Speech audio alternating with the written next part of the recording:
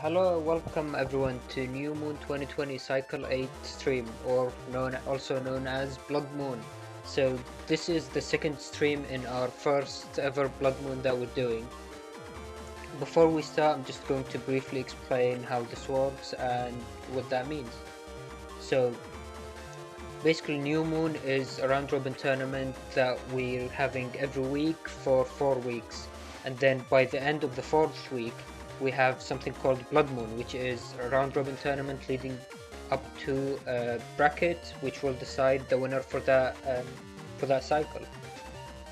And during yesterday's stream, we saw the beginning of the bracket, and we got up to here. So for this stream, we're going to be starting with the winner's side of the bracket with playerzero vs Neryth, and then Salad vs Symes, and then after that we will be transitioning to the loser's side and then going on from there. Okay, so going to be joining me on commentary today is SoulXCross. Hey guys, what's up? Back at it again. Now with the Blood Moon. I'm ready. I want to see some vicious assaults. Two nappies. Alright, let's head into the first setups then. So we're going to be starting with playerzero vs Neryth.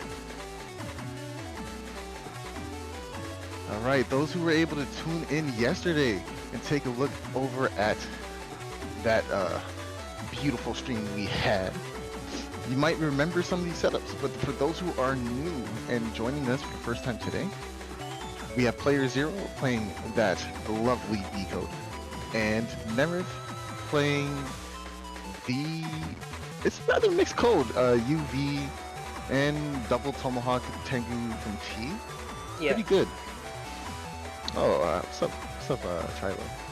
But yes, so basically this matchup is going to come down to, I feel like the field is going to play into this.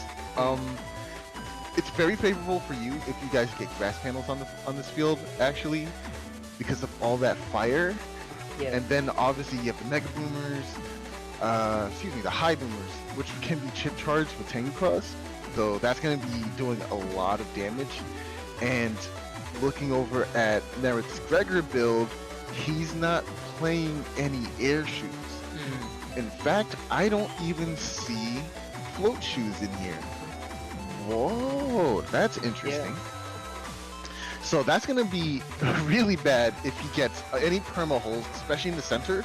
Any perma holes in the center means you are hitting basically your high boomer fire hit combos for free. He can't really dodge them unless he stands in the very front center panel of his row there. Yeah, and that puts him vulnerable to an airy grab, which will lock him in. So. Yep. So it's like a lot of pressure coming up from your side. You're just already looking at the folders. That's if he gets a perma hole too. So there's perma holes that can help you out, and there's also the grass starting fields that will help you out. So it's really putting Neryth in a pressured position, and all we did was look at the setups. That's really crazy. Yeah, so so both of these folders are really high damage, so they both, especially looking at Neryth's side, he even decided to not run any invis, just to add in all of these bubble into Elim combos. But the main problem with this matchup is that I'm running a lot B code, which has a lot of strong wood chips, the high boomers and the bees, and Neryth wants to go into Elecross. So that will be very risky for him, especially starting out, so he would want to avoid going into Elec until he can either keep it safe or is sure that he can do enough damage to justify risking the decross. Yes, it's going to be very interesting. In fact, these combos don't need Elecross, right? So we're going to be playing this bait game, or Neryth is going to be playing a bait game of holding on to that cross for as long as he can, using maybe charge cross, using maybe, I don't know, let's say raise cross. He's still going to probably go for those Bubble Star Daw Thunder combos because it's that unpredictability of when he's going to bring it, when he's going to use it. If he's not in a Elect Cross, it's less obvious. So there is that going for him, right? He also does have that white capsule that he can snag on at the end of a Daw Thunder, or he can even snag that onto his Super Vulcan for a lot of value, max damage. If he goes into Beast Out with the Super Vulcan, he doesn't necessarily need the attack plus 30 or double point, but they can be transferred over to Colonel Force towards the end if he needs that extra damage anyway, right? So there's a little bit of flexibility on timing of when he gets chips. The sequencing is going to be a little good for him. Plus, he has Custom 2, which isn't normal for a regular player, but it's very helpful, just as if it was for Balzar, because now he can choose more specifically what chips he wants. You see, regular players are usually used to that one less chip, so we kind of just get to flow and choose based on like, it's a mindset of like, okay, I only had 6 chips anyway, so this sitting here is not that big of a deal to me. Plus, this Charge Cross will push it forward an additional chip for Cust 8. So we're gonna see a lot of like baiting and waiting from Neryth, I believe, especially in this matchup, because this is gonna be a really bad matchup for him. Yeah, I mean, yeah, we've already, during yesterday stream, we already saw him use the plus 30 to big effect with Colonel Force or even with the Super Vulcan, so we already know the impact for this, and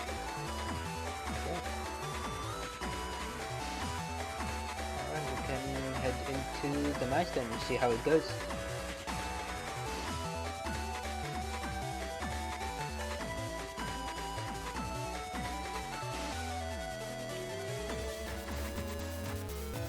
Oh my gosh, the transitions are so beautiful.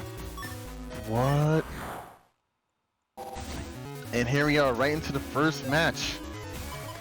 Ooh, PZ, your hand is ridiculous. What? What? Yes, oh no! Already starting with basically checking all the crosses that he can go for. Oh my gosh. Okay, so I think it's too obvious to go for B-Banish combos turn 1, right? People usually tend to bring their defenses, if they have it, in the first turn. So you don't want to just lose out such a powerful combo early on.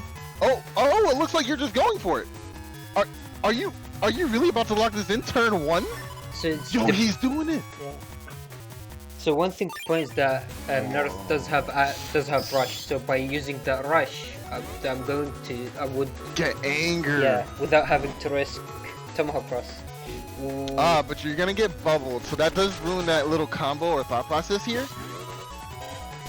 Nice little conversion. You get the anger anyway, which is gonna be really good for you. Oh, but Neryth has his anti-damage ready. There's no way to get rid of it. I mean, there is still Buster shots, but they need to connect. There it is, and the D-Cross. 660 HP turn 1 already. Into the grab banish, getting your area back as well.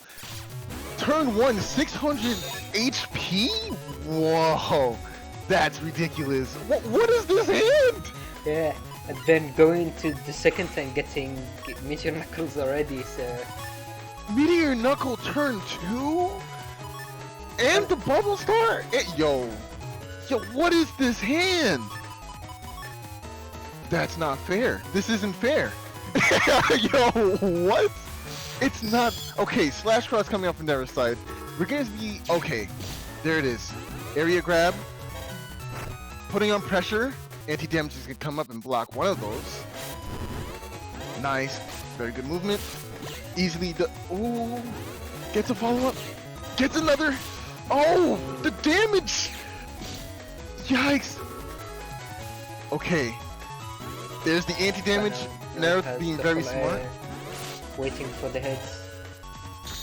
I mean, 530 HP looks like a lot, but with this field, Colonel Force can very easily finish off the game. Neryth can have a lot of things that deal way more damage than that. Colonel Force can potentially finish off this game, but for it to be a guaranteed thing, Neryth would have to break through Tomahawk Cross with a fire chip or something like Element Man. A star-coded fire chip if he has one. Because you will be able to act even with the Colonel Force's army coming out, because Status Guard is something that innately comes in Tomahawk Cross. So this is going to have to be a very... Oh, anti-Navi! He blocks the Element Man, decrosses you instead! Really good for Neryth here. There it is! TFC! the Meteor Knuckles finishing off the game. And that was a swift game one. Holy cow. Turn to Meteor Knuckle on SoulXCross. That's insane. That's insane. The Meteor Knuckles coming there and doing a lot of work. So even if Neryth had the defense against that, I took Meteor Knuckles just to try to counter a potential Colonel Force, because it's very likely to break the panels. Okay, slow gauge coming out on your side, on Neryth's side, excuse me, and a life orb, really good. So you shouldn't be able to break through this. Element Man's gonna be pretty much useless. Maybe changing the field into grass will help eliminate some of that problems with the conveyor belts. Oh, but you did bring the air. Wow. Windbreak will get rid of it. Yes. But then it's still a full turn with Neryth. Ooh. Oh. Erase my narrow. miss. It's almost impossible to hit that, apparently. Jeez, like it's straight down the road. And now these panel breaking with no air shoes or float shoes. Neryth is gonna have to deal with these broken panels in the back row, limiting his area and movement, which is really bad because looking in this hand, we got a high boomer. Yeah. And B banish combo again. What is this game? What? Grab banish and bees were tagged, so that makes them appear more likely together. So that yeah. As early as the first 14 chips you draw, I believe that's how tags work. They push them forward inside the folder because they're tagged together. Yeah. So it's actually really interesting. There it is. Elect Cross versus Tomahawk Cross. Yet again, really bad mismatch for Neryth here. He's just gonna eat all bubbles. Bubble and then chip charge, getting the D cross. That really hurts. No. Taking double the damage from the charge shot and anti-damage, but right, not getting paralyzed. You don't have to move back. You're just content with standing right there. Finally scared you out of the front row, making you lose your panels to Judgment. Beast Buster is very high DPS, and with attack 1 that I have, trying to trade DPS like that isn't really worth it for me. No, it's not. Attack 1's not going to really buy you anything, but it's the Cross's abilities that we want to use because we see, once again, B Banish in hand coming and being locked in. Oh! Interesting, you're deciding not to go for it, going to take some fire hits instead. I think this is actually pretty smart for you because you know your opponent doesn't have a lot of invis or defenses available. And taking B Banish is going to be 3 chips, and because of the broken panels, I wouldn't be able to get the full value from it, so... Wow! Wow! Anti-damage coming out a little too late, you're gonna eat that heat breath. It's a very fast charge for people who don't know. And that's the balance. Oh no, the bees and the punch! It's on Sanctuary, so he was able to survive all of that, and he still is going into the turn with 6 HP. Here's the thing though, with Undershirt, that means you are guaranteed to live 1 really powerful attack. As long as you have that 6 HP. Now here's the thing, right? Meteor Knuckles is in your hand. If you take this, you will get a decent amount of hits, at least 2, that will break through the 60 HP and the Undershirt. However, if Neryth happens to have that anti-damage or that 1 defense that he has, or any defense that he has right now, he will be able to stop this Meteor Knuckle. In fact, I believe he still has Life Aura in this second match, right? Yeah, we still haven't seen Life Aura. There is still a lot from Neryth's side we haven't seen. He still could have Colonel Force. So yeah, this is very much still anyone's game. If he has any defense for this... No defense for the Meteor Knuckles! And that's game! What excellent chip sequencing from you! Whoa! And the game's over already, so even though there was a lot of things going on to the D-Cross, the game was already that close, so it was a very quick game that was basically just damage all the way from both sides, so that was a lot of fun to play. Yeah, that was definitely a bloodbath. For sure. Oh man, that was really bad. But despite that mismatch, Neryth was still able to do some excellent combos and sequencing of his own.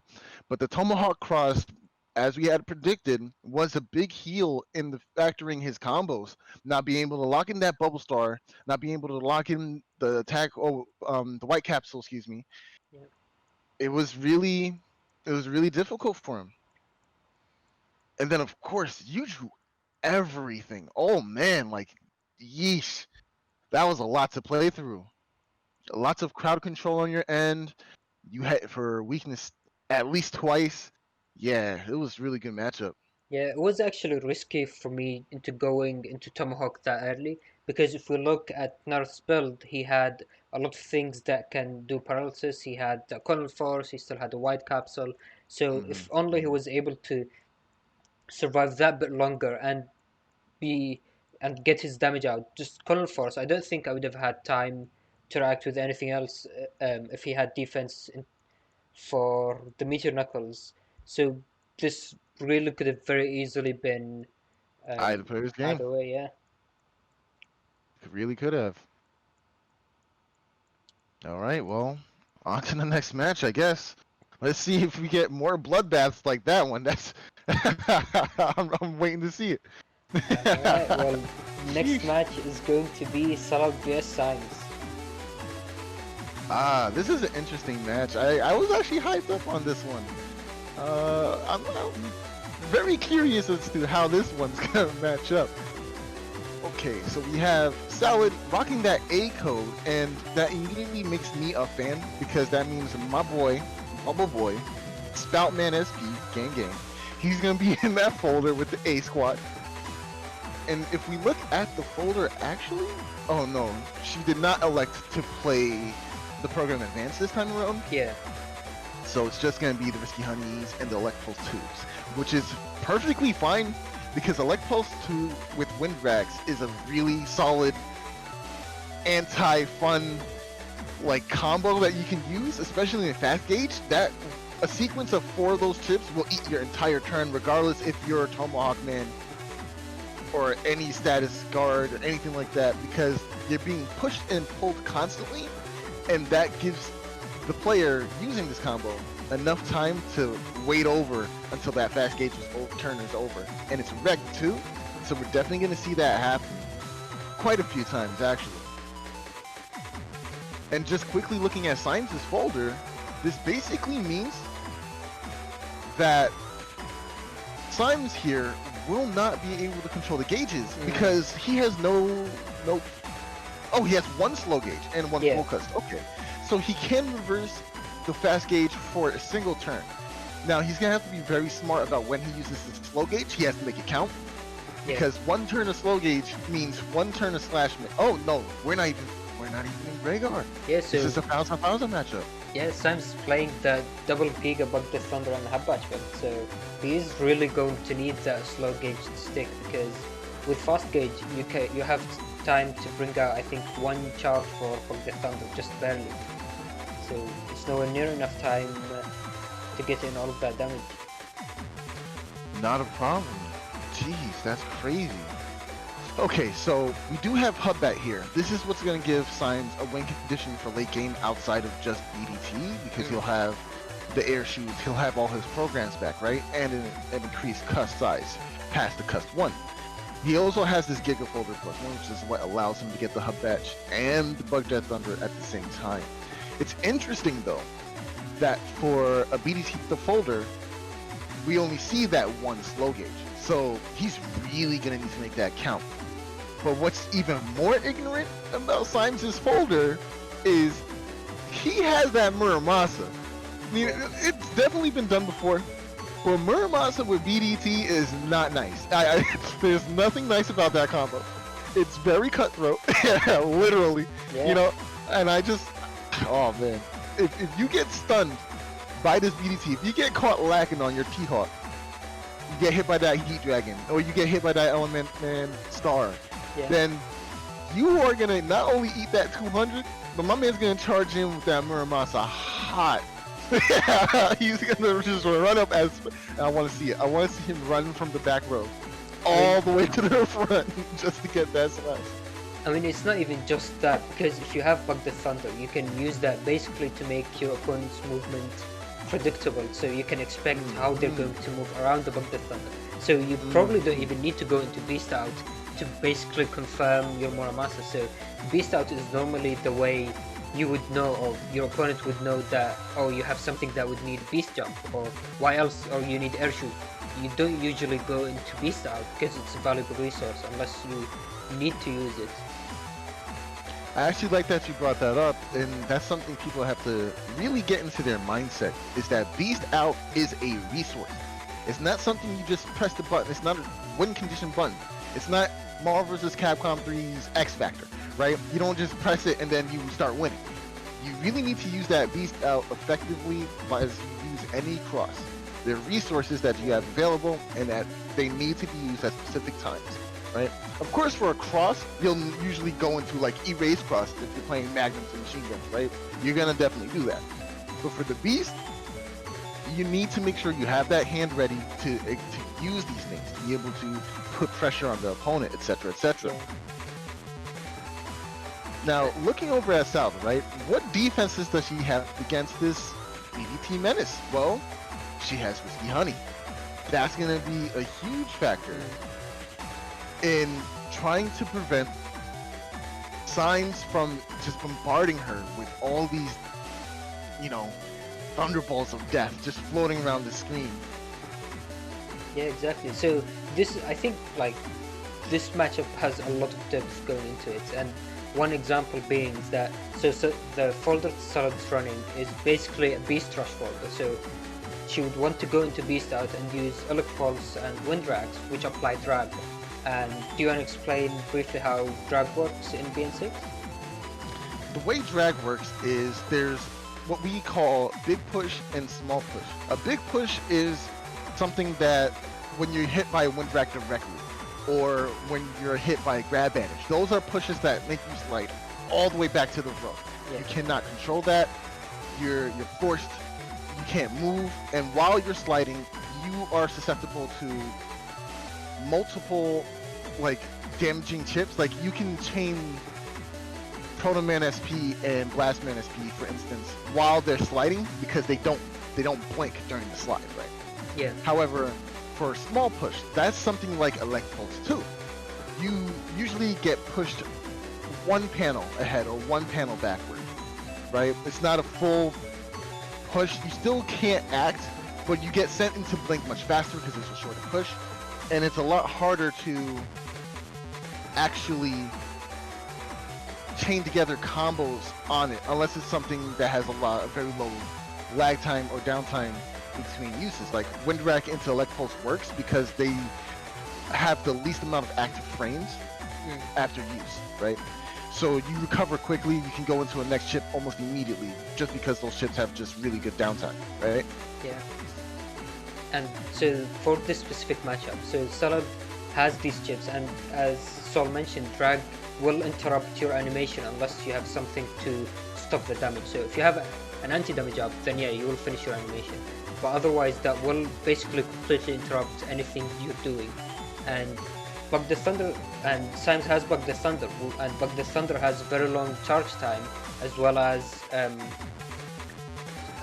firing time. So what that means that Salad will be aiming for near the end of the charge time for Symes, or right before Symes is firing his Bug the Thunder charge, and then just basically keeping him interrupted when we have that slow gauge. But now here's the scary part with that, right? To be able to do that, those interruptions, you might need Beast Cross. Because Beast Cross is in play, certain things become weaker defensively. Specifically in this case, Risky Honey.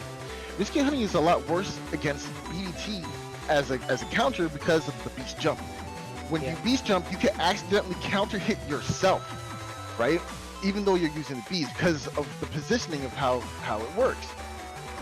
You might land on top of the BDT ball as opposed to hitting that honeycomb that you wanted to plank against, right? So that happening will end up a worse result for you overall. So risky honey is going to be something you kind of don't want to use in beast out usually. It's just a lot harder to block and get more bees even if you really want to, you know? Also, on top of that, going back towards the Elect Pulse 2, what's really interesting about Elect Pulse 2 is that you see anti-sword in this folder of hers. She's actually playing Bodyguard PA. Yeah. The problem with anti-sword and the Elect Pulse is it won't let you confirm anti-sword since you're already avoiding the anti-damage with the Elect Pulse 2. Yeah. It just doesn't. It's the timing is off there because of the beast jump, right? So that is going to be something that Salad is going to have to maneuver around, try to use more correctly. It's not all sweet for Salad, basically, is what we're saying here, right? Because if she goes into beast out, she has to play much more carefully with her defensive options against BDT. Definitely. And if she goes into that fast gate and goes into beast out, then she only has 3 turns to get out all of these chips.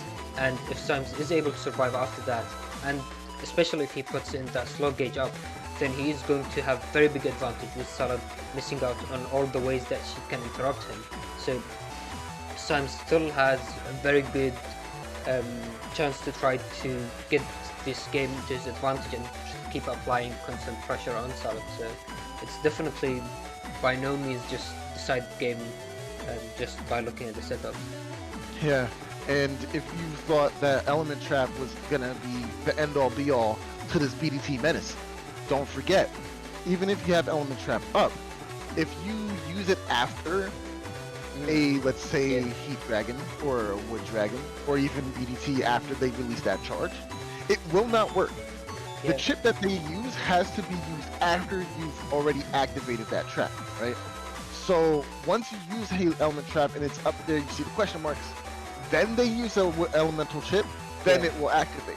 Not during or after they use their setup too. So that's another timing issue that Salad's gonna have to adjust and use in her strategy in order to get the most effect or use out of that chip. It's gonna be it's gonna be very difficult. BDT is a very, very scary matchup because that's 200 damage, paralyzing, that is basically there from the moment that chip is used to the end of the match, and you have to deal with it. Thankfully, she has fast gauge, so that will definitely tip a little bit in her favor, limiting Symes to maybe approximately 1 charge per round, unless he pre-charges the round before and is able to squeeze out a second one. It's gonna be very difficult for Symes. Yeah, so alright, let's head right into the match and we'll see how the game turns out. Okay.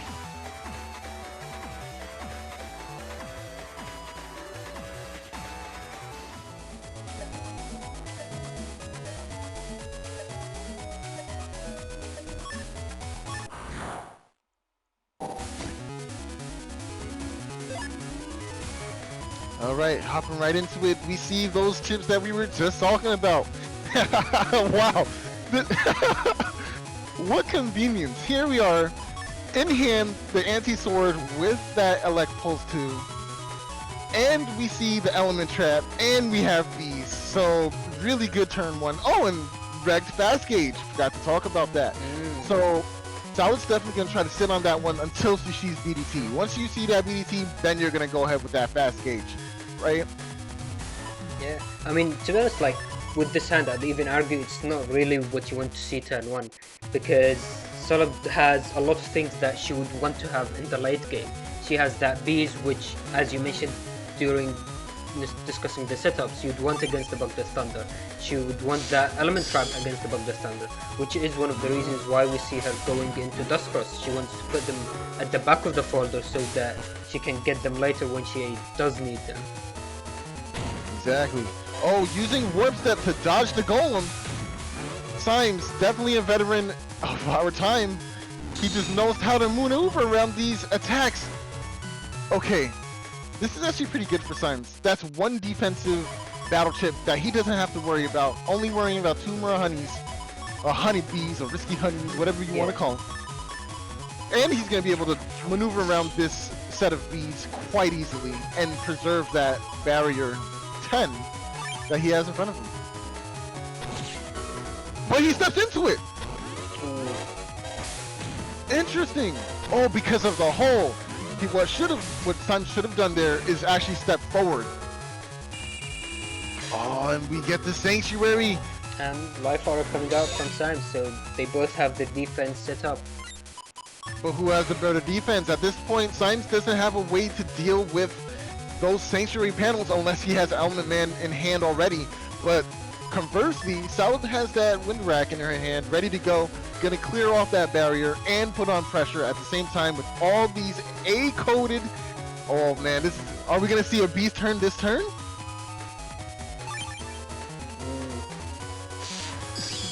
So one thing that Salad has to be very careful of is that Symes does have that right full cost. So if he wants to wait with that and hold on to it until he sees Salad going into Beast, then he can waste one of these very valuable turns for Beast out that she can have. Whoa, Judgment SP coming out, just gonna whiff there. Salad accidentally walking into one of those golem hits. Not gonna do too well for her. She needs all that HP she can get. just in time for that BDT for when it comes out. Oh man. Okay, so we do see the beast out coming out here. Gonna try and use this turn to interrupt charges, try to put some pressure on Symes. But the longer Symes stays in Dust Cross, the faster he's getting to that BDT. And we see that this is it. He's gonna use the Blood Cross. It's coming out this turn. It has to be. Going into a Tomahawk. Nice. But that was half damage. Yeah. It is half damage, but what's interesting here is, despite blinking, Salad will still be able to hurt because nice. Yes! Whoa! The anti-sword coming out on that charge shot of Tomahawk Cross, which is a wood and sword elemented charge shot, right? Interesting. Yeah. So Symes didn't know exactly which trap, he just knew that it wasn't anti-damage and I believe anti-navi because he used that judgment at the end of turn. So in order to know if it was anti-element, he had... No, actually that would have proc the anti-element as well, so yeah. Yep.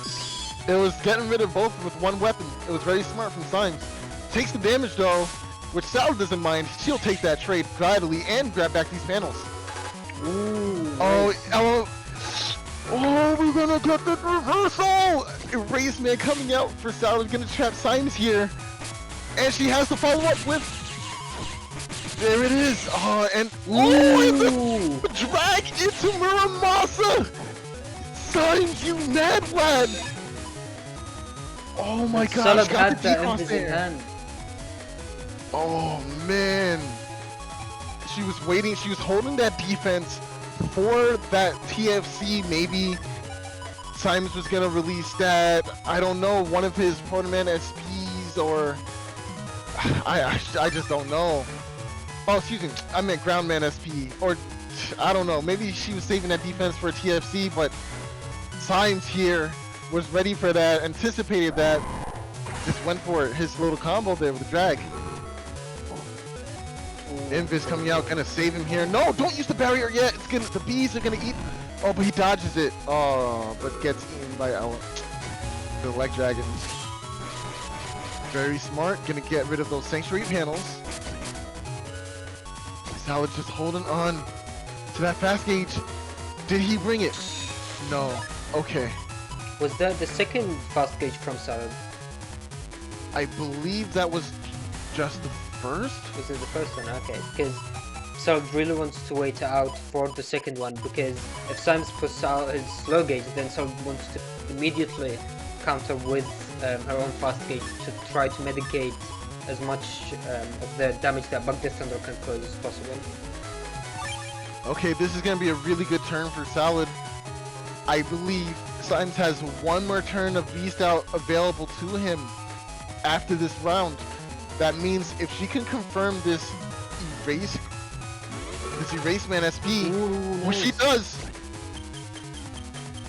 Just She's don't gonna wait for it the timeout. Yes, time it out so it can hit center row. And then immediately full cust. 666, that's cursed. That's cursed. Now we're pressuring Symes to change crosses here, which means he's gonna lose us another resource if the turn ends earlier. Oh man. Okay, so Symes, if he wants to do anything this round, has to cross out. At the end of the next turn, he loses Beast Out and that cross. So he only has this Beast Cross for one turn. So taking the life orb, so she was either expecting D-Cross or waiting for it to be used at the end of turn, because using back B with the Beast Out is much more difficult compared to with the normal cross. But now we see... Salad gaining value out of Symes's... Oh, he went for the drill. Oh! Wait, is he invincible during this? It didn't start up yet. It didn't start up yet, so we'll... Oh no, he's invincible. He was invincible. Very slightly too late. That would have been a huge play for a sub. But now we see the full cast coming out from Symes, ending his beast turn. And there goes his ground cross with that beast out. Oh man, this match is kind of crazy. Okay, I see y'all out here. Salad having to work really hard. Yeah, and now we see that Salad doesn't have that fast gauge. She really wants to get that as soon as possible. Alright, we see Bubble Boy coming out to play today. Anti-damage matching up to anti-damage here. Wind Rack's gonna get rid of... Oh, this won't cancel the Wind Rack, unfortunately. But it will trade anti-damages to do some damage, and she blocks it! Oh, waiting it out. I suspect that there was a beat back that she wanted to go for just now. But she ended up... Ooh, these shields! Very close. Yeah, I believe the connection is slightly laggy when they were playing, so there is always that to put into account, especially when playing with shield, which is going to be very important against Bug the Thunder, because it is one of the main ways to try to deny Bug the Thunder from dealing damage basically. I really like Salad's cust here as well, because she has the shield in her program, in her Navi cust. But if she does get uninstalled, Hub Batch is going to give her that shield right back to her. So she was planning very much for this matchup of BDT, so that way she can defend herself, even though she doesn't have more resources available as far as chips are concerned. Alright, we see another set of bees coming out. She's just going to let it rip. Get rid of that anti-damage. I think it would have been better if she used the Buster Shot to clear that damage first. Oh! She gets the D-Cross here. Symes is trying to go with that Buster Bug, trying to see if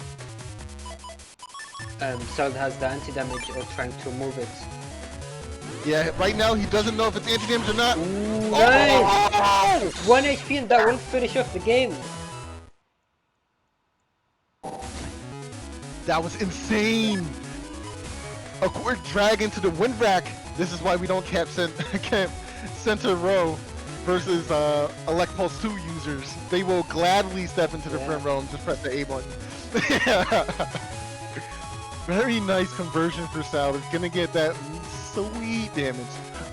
See, unfortunately for Symes, he had to go with the gut instinct at that point in time, right? None of his B shots, despite having the Buster Bug, broke through that anti-damage. So in his mind, it's not anti-damage. So he thinks it's safe to go for the Bubble Star. But unfortunately, it was that anti-damage either way, and he got punished for it. Erase Man, this is really good damage. Gonna stack this Erase Man for ×2 damage, and then gonna throw a rock at her.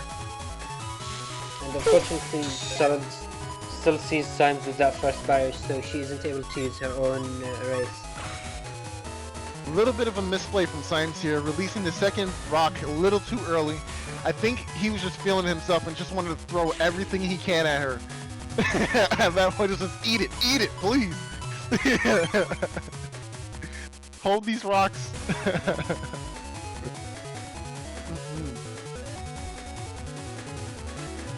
And Sal's gonna yeah. Sal's gonna elect to stay without a cross here. Maybe trying to get that anger. Mm.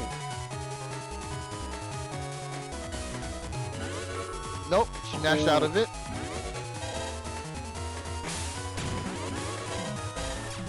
Trying to make a read of where Symes is gonna go. Just from ooh, Symes was able to take the barrier, but he did have the life orb, unfortunately, so might have to go into Tingle Cross. She really wants to get that D cross, and the Raceman is Raceman and the Raceman SP are the only ways she can get that. So she already She looks like she wants to take this chip though, so if she does, she won't be able to get that D cross that she wants. But is it value to go into a turn with a single chip? I don't think it is. And again, we see that she has this hand that she really doesn't want to see this early. She has the element trap and she has the beast combos, but Symes, I believe, is still holding on to his full cost. So, the uninstall coming out with the static. There goes the element trap and the fast gauge down on the floor.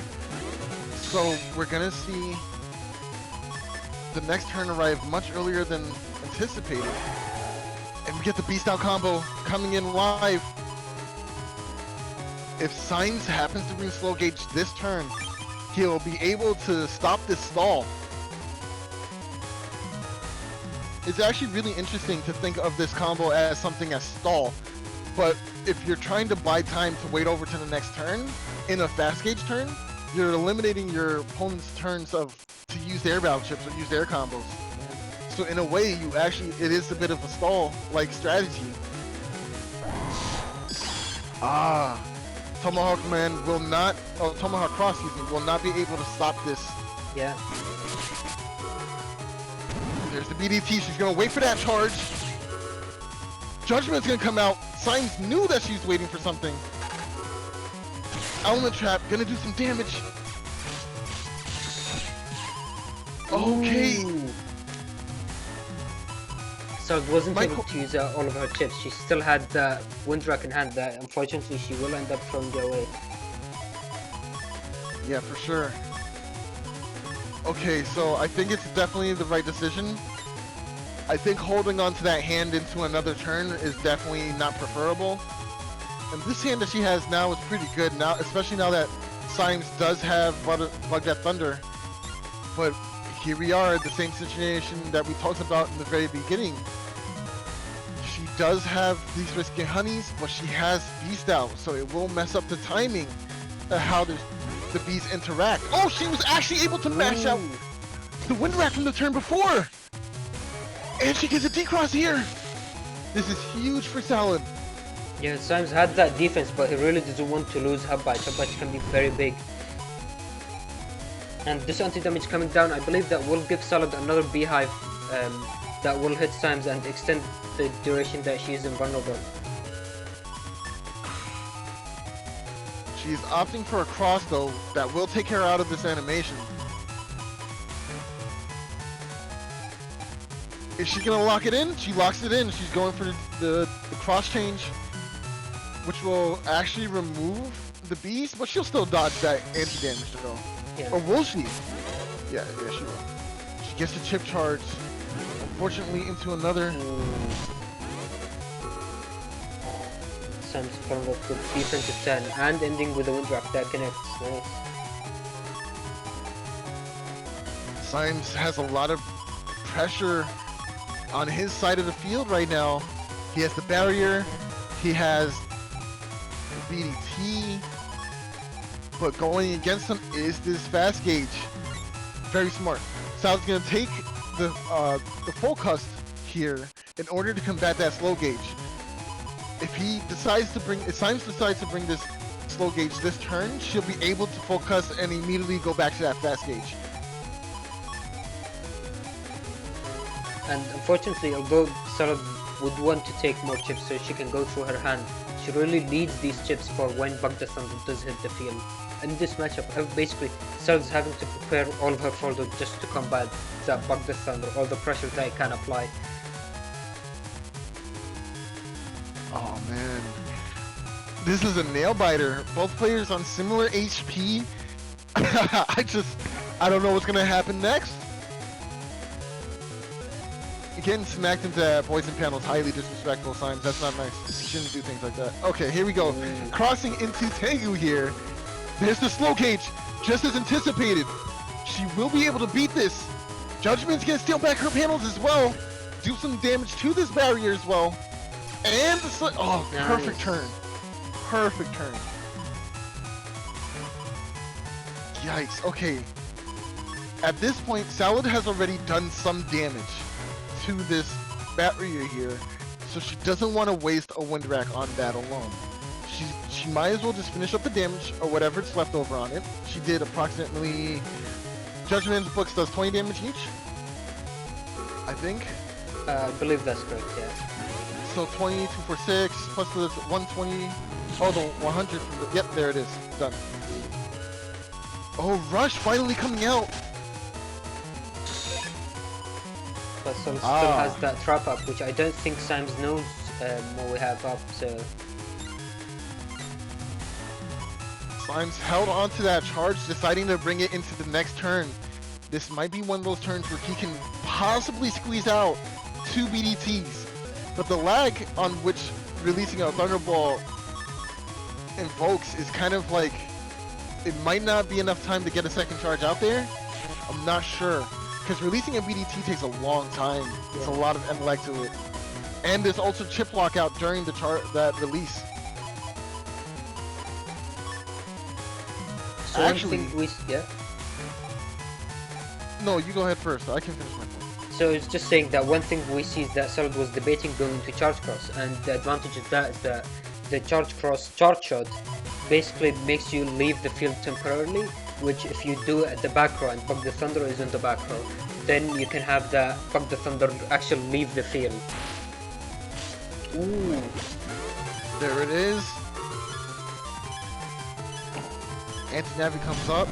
Heat Dragon's gonna connect. Oh wow, that was really unfortunate turn for Solid. She didn't even get out the life hour, which she's probably going to have to throw away because of Tengu cross from Symes. She's going for a defensive turn here, it seems. Going into Spout Cross is hella suicide. Definitely don't do that. There's the defensive turn. Symes putting pressure on again with this area grab. Recover 300 coming out too. There it is. Anti-damage goes up. One shot away. She's gonna make it to the next turn though. Oh man, what can she do? There's no chip heal, no recovers in her folder. It really is just one buster shot away. Sanctuary can't help her here either. You only have the 1 HP. There it is. Okay, Invis, this will last the entire turn. Narrowly escapes the Judgment SP here. That would have been huge! Symes going for that extra 300. But can she carry that over one more time? She needs to invoke some drag effects in order to stall that time further. But I don't know if she can do it. She goes into the Overbeast. Here we go. No, she changed it out. She changed it out. She doesn't believe. She doesn't believe. Okay. Grab Revenge is gonna make a drag effect happen here. Gonna stall a little bit of that time. We are at oh! Oh! Steps into it last minute buster shot. After dodging a mirror muscle. Yeah. Oh my gosh, into a game 3 situation. Oh man. That was such great footsies in that match. That was so well played. And now as we head into game 3, we see that Solid has the components for Bodyguard in hand, but she's opting against going with it, and she's instead thinking at least about going with the Eraseman SP. If she can get the early D-Cross, that can be very big for her, because it denies Dust from allowing Sam to find all of his engine chips. Yes. You want to slow down that flow. that Symes has been using for the last 2 matches. We can't let that happen anymore, right? Okay. But is this plan gonna work out? I don't know. Symes has been playing exceptionally well today so far. There's the dust. She needs to clear out this barrier. Yeah. So some probably decided to stay in basement because going into Tomahawk into Tango Cross would very much signal that she has an erasement to get the Oh, there it is! Does she have the time? Does she have the time to step up? I think down is the metagame. Oh, she went for the metagame. She went for the read. She went for the read. Going down there was the read because Symes would obviously expect you to go up, right? So if Symes stepped down at that moment, he would have got clipped. Yeah, but unfortunately, as we see from the way the Navi looks for Salad, that she was still mid-animation. So even if Symes had stepped down, I don't think she had enough time to press that A. But now let's see, she has an extra turn. Wait for him to use it. There it is! Ooh, the TFC! nice. 420 damage off this erase, man. Gonna clear the anti-damage and the dust cross. This is huge momentum for Salad. She needed this. She's kept that money in the bank and doesn't even care about this life orb. You can keep that. That's not what I'm even mad at this point. Yeah. Because I got these wind rats. Yeah, exactly. Salad has plenty of ways to deal with life orb. Life orb isn't really a threat. Whoa, Salad is in a rare form right now. What a match! These two titans just going at it.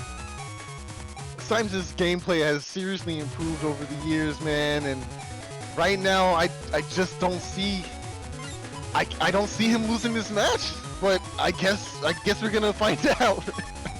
That's crazy.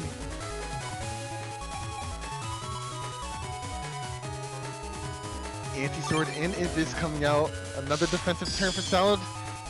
Bubble Boy makes a return. Ooh, the bubble. He misses the static because of Warp Sift that could have had the uninstall on it. Another really bad turn for Symes, but Salad had that hindsight 2020 and was able to step up in time, but now she's trapped. Are we gonna see a beast out this turn coming up for Salad? I think we, oh no, we're just gonna change crosses here. Yeah, I think looking at Salad's hand, she doesn't quite have the hand she would want for the full Beast Rush turn, so she might have to cross cancel into Tengu to move that life and allow her to move more freely with all these broken panels. Because again, for her, Beast Out is much more valuable resource compared to Tengu Cross. Showcasing that utility that Falzar is known for, able to go into this Tengu Cross instead of using this valuable rim racks.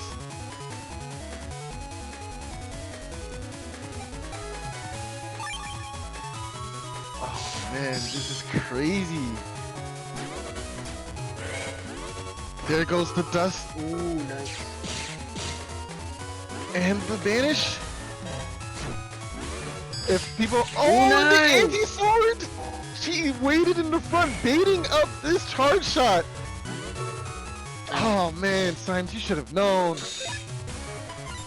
And Salad did avoid the first one, so the way she played it out was very good.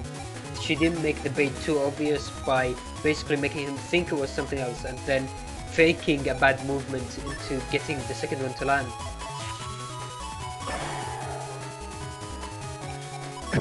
Oh my gosh. I'm actually like really scared for Salad right now. Like, it looks good for her right now, right? It looks good. But realize that the life count is still even. And she has to leave this Tengu. She can't stay in Tengu Cross any longer unless she wants to eat a Muramasa for 1k damage like we saw a couple of tournaments ago. We have the clips. It's not something you want to see, and she knows that Muramasa's in his hand. She feels it. Chance to go to Tengu Cross, so he might be going for that same play with back beam to trying to confirm that. Element man, we'll get a D-cross here. Oh, nice. Gonna eat some of that time. Nice. Yo! That dodge! Yo, Very someone nice play movement. the Ultra Instinct theme. I hear it. I hear it in the background right now. Alright, Goku, relax. That's crazy. Oh my gosh, that is insane. Oh, Symes, I know, I feel, Symes, I'm here for you, dude.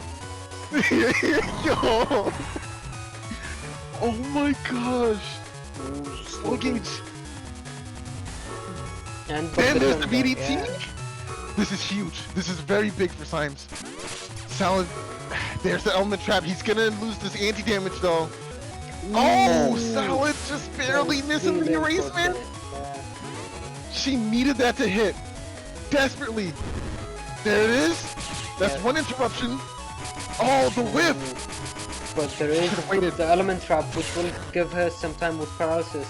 I don't think Symes will have enough time to charge the second one.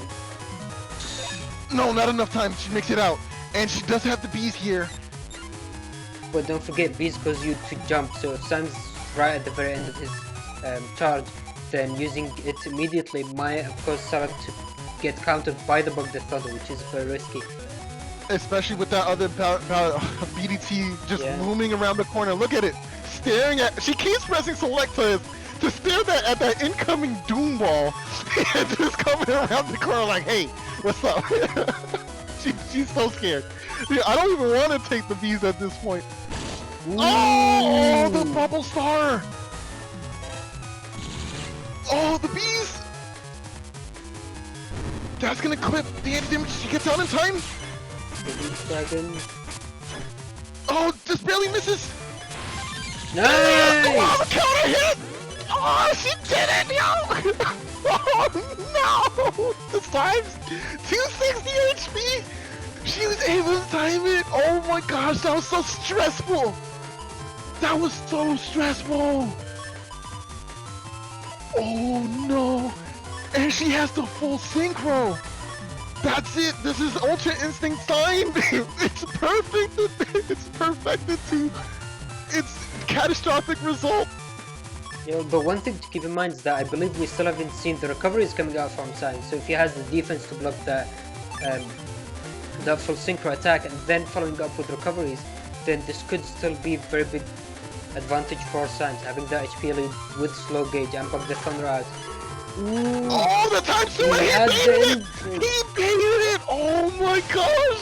Symes, he's like, I know what you're thinking! I knew what you were thinking before you were thinking what you were thinking! I'm here! The game's not over! Another BDT coming out! Gonna force that movement! Salad's gonna go for these chip charges! She decides to go with the fire to get the confirmed dunk. Let's see if she can connect with the bees. Ooh, no! Oh no, that was a mistake! That was a mistake! Now she can Here comes chip another charge. one! Oh, 1 HP just to bust her! Yo! It's right in front of her, just there! Okay, the life ore is here, right? So you take this anti-navi to try and... Oh no, I think I would lead the life ore here, right? Is that the mistake? Life ore TFC into a possible navi with this anti-navi here? Or bait out... Oh no, I would have led with it. Oh my gosh, yikes. Yikes, dude. I mean, 1 HP, 37. I think one of the biggest risks, I don't think we've seen the Groundman SP coming out from Symes, so that could be risky for herself, but she has 2 layers of defense into the full cast, so as long as she's able to survive with 1 HP or bait out, I think she's expecting Beast Over from Symes. I think Symes has to, if he doesn't go for Beast Over here, he has to move, right? Because that feather is still there, and I think it will clip him if he doesn't move. And he does still have the recovers, of course. There goes the movement, yep. And there's the 300. Symes, safe. He's in safety range right now. The Salad, she's going to go ahead and go into this next turn. Oh my gosh. Okay, 37 HP. Undershirt never looked so powerful in my life. Yo, this is... Oh my gosh. Okay. She didn't even press select to look at the Thunderball. Just look at the Thunderball. Do it. Damn, she didn't. Okay. Here comes the next turn. But she does have that fast gauge, so this could still be anyone's game. That wind drag coming out from Symes. She has the cross and manages to connect. Nice. Anti-Navi coming out! Ooh. This is actually really bad for Salad because she loses the anti-damage here. Really smart from Symes. Ah, but the miss. Oh my goodness! Symes had the hindsight 2020. He said you are not the only one that has the power of Ultra Instinct. And dodges his own way. Oh, 31-32. The match is so close. I do think that Symes has his second recovery though. We might see that coming out this game. And if he does, then that will give him a very big lead. Trading shots here! Ooh. That's your only chip? Oh my, oh no! Neither of them wanting to go into Beast Over because of fast gauge. Oh, Erase Man! Narrowly dodging here. Symes trying to win it out. No. 2 HP undershirt coming clutch. It's too soon. It's too soon. There's nothing else she has though. There's literally nothing else. It's only turn 13 though. If Symes responds with his own Beast Over here, it could be really bad for him though.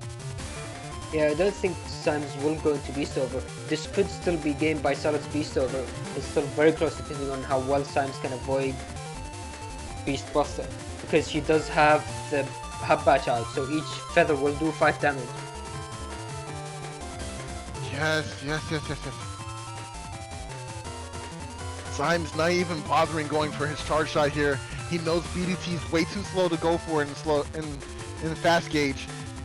So this is actually horrible for Symes. This is not what he wanted, right? Right now, Salad's win condition is to wait out so he gets to 1 HP as well. This becomes a very unfair trade. We saw that Buster shot coming out from Beast Over at the very end. That was very unlucky for Salad.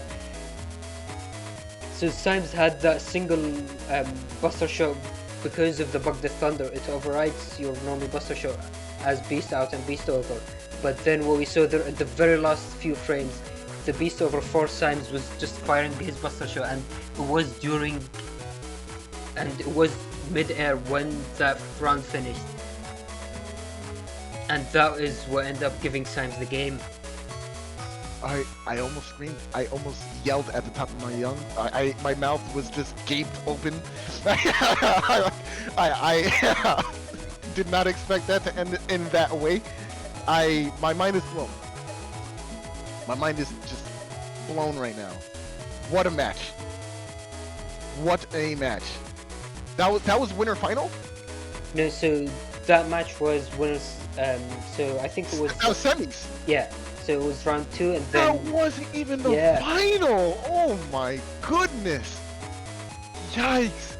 You mean she has to go through loser bracket? Oh my gosh!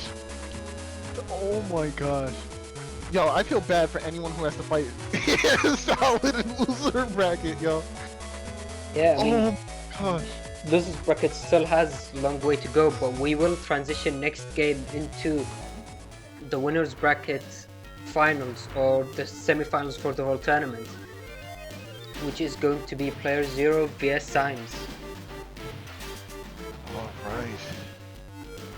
The winners of both our previous match coming into play as these Titans, off of the heels of narrow victory, not even clear. Oh well, playerzero, your match was kind of cool. I'm not even gonna flex here. That was really bad. But you know, here we are. Alright, well, let's look at the setups for the next match, which will be Symes vs playerzero.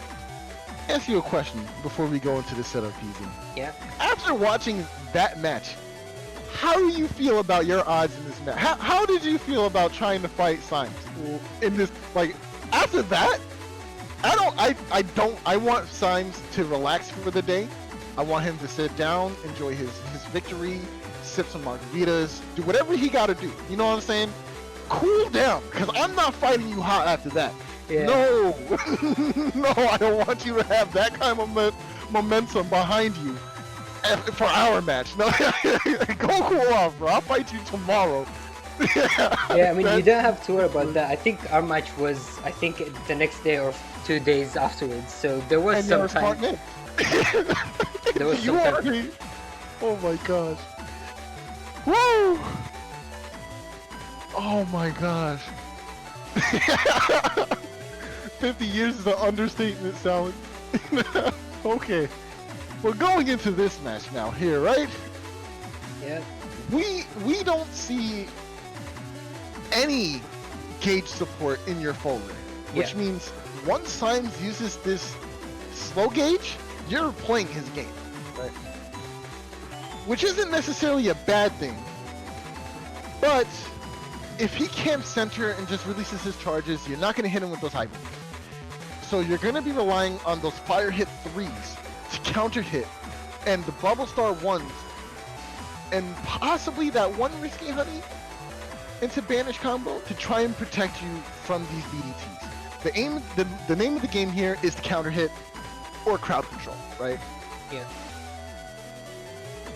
Yeah, so I think it can be a difficult matchup because the way my folder works is that I don't have shield from Hub Batch, which people usually run. Don't even have the normal shield in custom, which might be common. I instead decided to go for rush.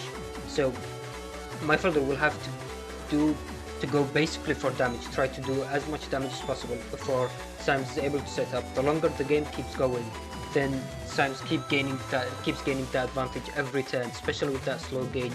He has that get in, he has recoveries, so as long as he can survive to get the recoveries out, that will give him a big buffer to live even longer. A very, very big buffer, and that's the scary part about it. That's that we're gonna try to see you contain, hopefully. Yikes, I don't know how this is gonna work out. I'm scared for you. He has so much power in his folder. I just don't know. I just don't know, man. Yeah, so this is going to be a very interesting match. Trying to see how B Code, just the pure damage B Code, can deal with that with the Thunder. But yeah, let's head right into the match and see how it can go.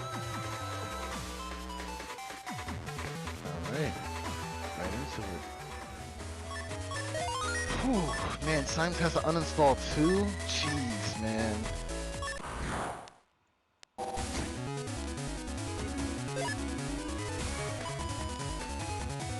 Starting things off. If I remember correctly, this is from Symes' point of view. That's correct. Turn 1 Muramasa, you know that's gonna shuffle to the back. I'm not keeping that.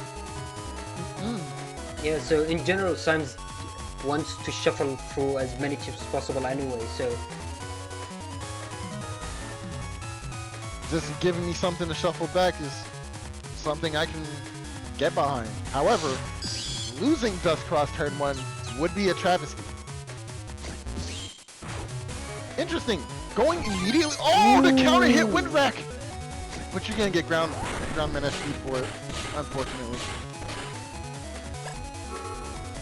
Oh wait, Symes didn't get. This is really interesting. Symes did not get stunned here because he's confused, despite you getting that counter hit. I think he was the one that got the counter hit because he still had that first barrier when I used the wind rack. Oh, okay. Yeah. Yes, that does make sense. Although that is a thing where Confuse can protect you from being paralyzed, frozen, or bubbled, so it can be a good thing to start with Confuse, although it has very limited situations where it can be useful. It's not the biggest inconvenience in the world. It just reverses your button order, so if you just press down for up and up for down, you'll be alright. Yeah, basically. And now, if this was Confusion from Battle Network 4, then that'd be bad, because that literally changed up all of your button inputs. Oh, wow. If you press back, you could go left. It's bonkers. Battle Network 4 is a whole different beast. Okay. Very happy that didn't linger past. It's prime. And we're looking at Symes' hand, so he's debating on taking the area grab hub badge and then with Geddon to allow him to set up that Tengu charge shot. Tengu has very high DPS, so if he is able to set up, that could be a big turn for him, doing a lot of damage. There it is. What? What? And yeah, What? there's basically no counter for that. Pressing back. Does he have the time? Does he have the time? Oh, that was really good button mashing from him. Just trying to get out as many chips as possible. Ooh. Oh, he pressed back by accident. Yeah, Dang. that back actually saved his anti-damage, which is actually good for him because he still has Tengu. He can just keep him to next turn and then he has plenty of defense to protect it. Yeah. So stepping away and keeping the anti-damage is another layer of defense that will go into next turn. Yeah, but I suspect that you'll go beast out this turn. Not moving is not fun. And you're gonna need to start burning out some of those beast turns anyway, so this looks like a win-win for you in my opinion. And I believe Geddon might be close to being finished, but yeah, that is one thing to keep in mind. There is already over 1000 HP or about 1000 HP difference, and Symes doesn't even have his Bug Death Thunder out. Yikes.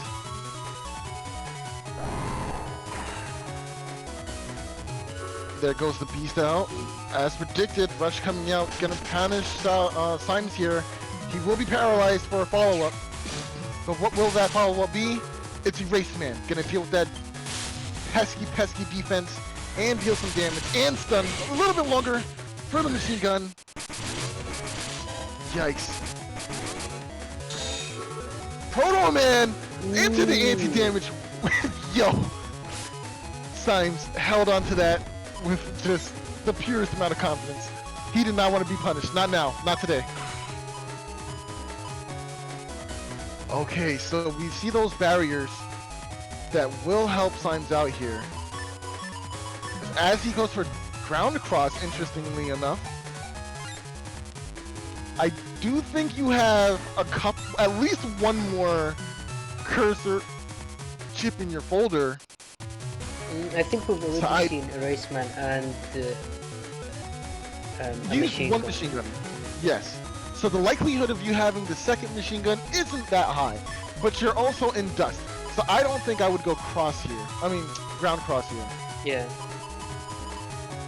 So that's my thing, right? Although I don't run uninstall, so ground cross for Symes is still very much a valid play. He doesn't have to worry about uninstall, so ground cross to preserve his super armor. I don't have Bug Death Thunder, so he doesn't have to worry about using ground cross to protect against my own Bug Death Thunder. Right, here we go right into Bubble Boy, as we call him. Judge Man's gonna go ahead and eat up some of this barrier's HP. The Wind Rack dodged, apparently. Meteor Knuckle into it, and that's unfortunate. That's unfortunate. Better to use it than not to use it at all, I guess. You already brought it, might as well commit. And there's the Life Aura. Neo variable. And getting Double counter Life hit. Sword. Very nice, very nice. You were able to time that while in the beast jump. That's actually really good for you. But you're in your front row, and I see an uninstall. You're in your front row. There's an uninstall, and he's not going for it. He's not going for this uninstall here. Well, why not? Why not Erase Man right into uninstall? You can't move. Oh, yo, you're mid movement, right? Even though you're mid movement, Erase Man will still track, right? Yeah, I believe it will. Yeah, I believe Erase Man will still connect. I don't understand the rush. I think you go for this uninstall here. I think not even that. Yes, Symes. Yes, Symes. Listen to my voice. Follow my voice. Yes, there it is. Okay. Yeah, there it is. Thank you, Symes. Thank you, Symes. I appreciate you. And he goes for Tomahawk. And stepping Symes, away I'm so from the sorry. Eraseman as well. Symes. Oh no, you should have Ooh. stepped down. Oh no, this did not work out for you, Symes. I apologize. That was.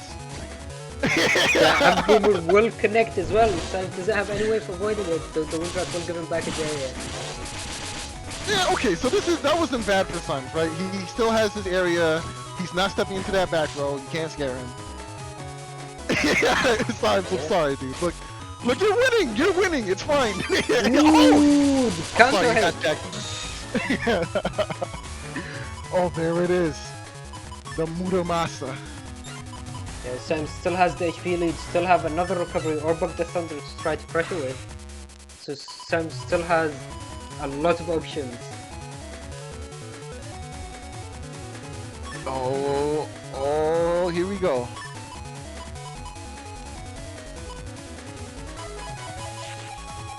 Oh, yep, okay, he doesn't know exactly what he wants to do here. Not going for the cross after all. Deciding to hang on to Tomahawk Cross. Maybe he just remembered that you had all that fire in your folder. That would have been really bad. Don't do it. Symes, don't do it. It's not worth it. You're gonna get punched in your face. And you're not gonna like it.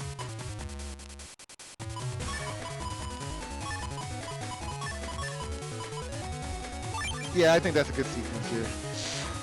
Ah, going into ground.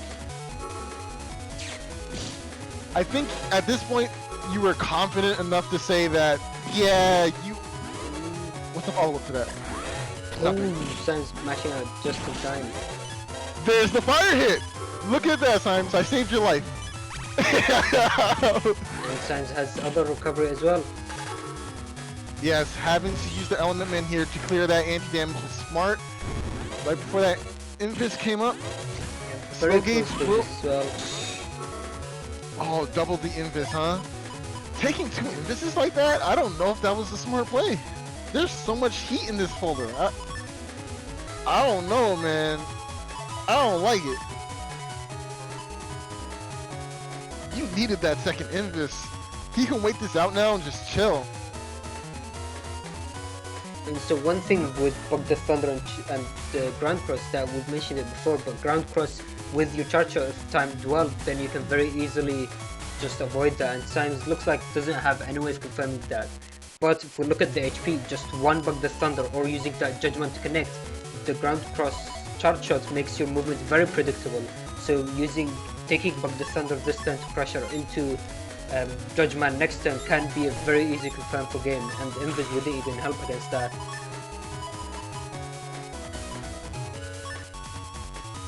Wow. Electing to take the Heat Dragon instead.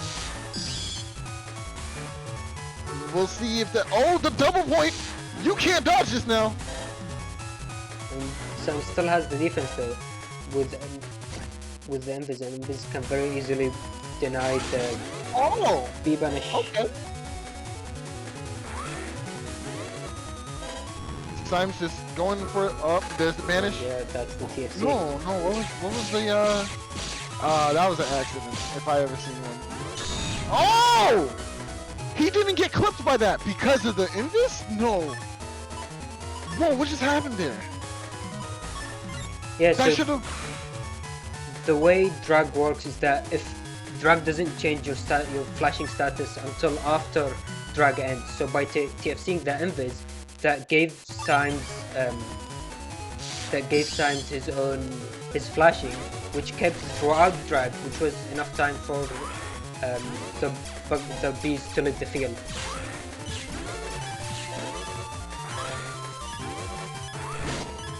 Wow, the second hit! Wow, okay. Are you finally gonna go for the BDT? Like, what's the play here? No, he's just not taking it.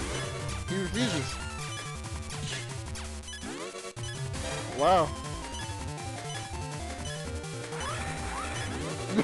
Let's just look at our drills, I guess. Symes is winning here with just using his P shots. I think he just feels relatively safe. Yeah, and going for Bug the Thunder isn't really going to help him, because he doesn't have anywhere to deal with Charge Cross.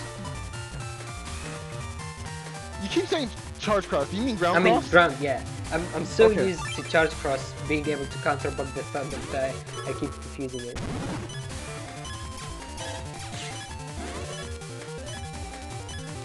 Another dodge here. There goes the Thunderball. But yeah, that's how it's going to work.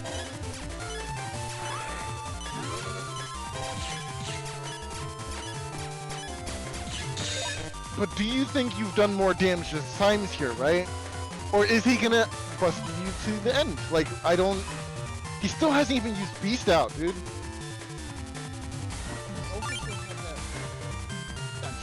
Online for you too. 2 more shots. 1 more shot. There it is. GG. Faster shot in the game. Finally, game 2. After a grueling 13 minutes of gameplay. Let's see. Okay. Going for that dust turn 1 as per usual. That is the life of the BDT dust dig holder. That's what you want to do. Okay, so turn 1 going for the easy conversion of static combo. Not sure how I feel about it. Oh, is he throwing away static? Got a dig, I guess. There's a grab coming out. Is he going to be able to clip with the... Yes, he does! Very nice. Forcing you to either beast cross or to change cross. Obviously, you're going to go for the beast, right? You don't want to lose that dust. Yeah, I mean, Dust Cross doesn't really do much for my build. It's just a way to smooth out the draws.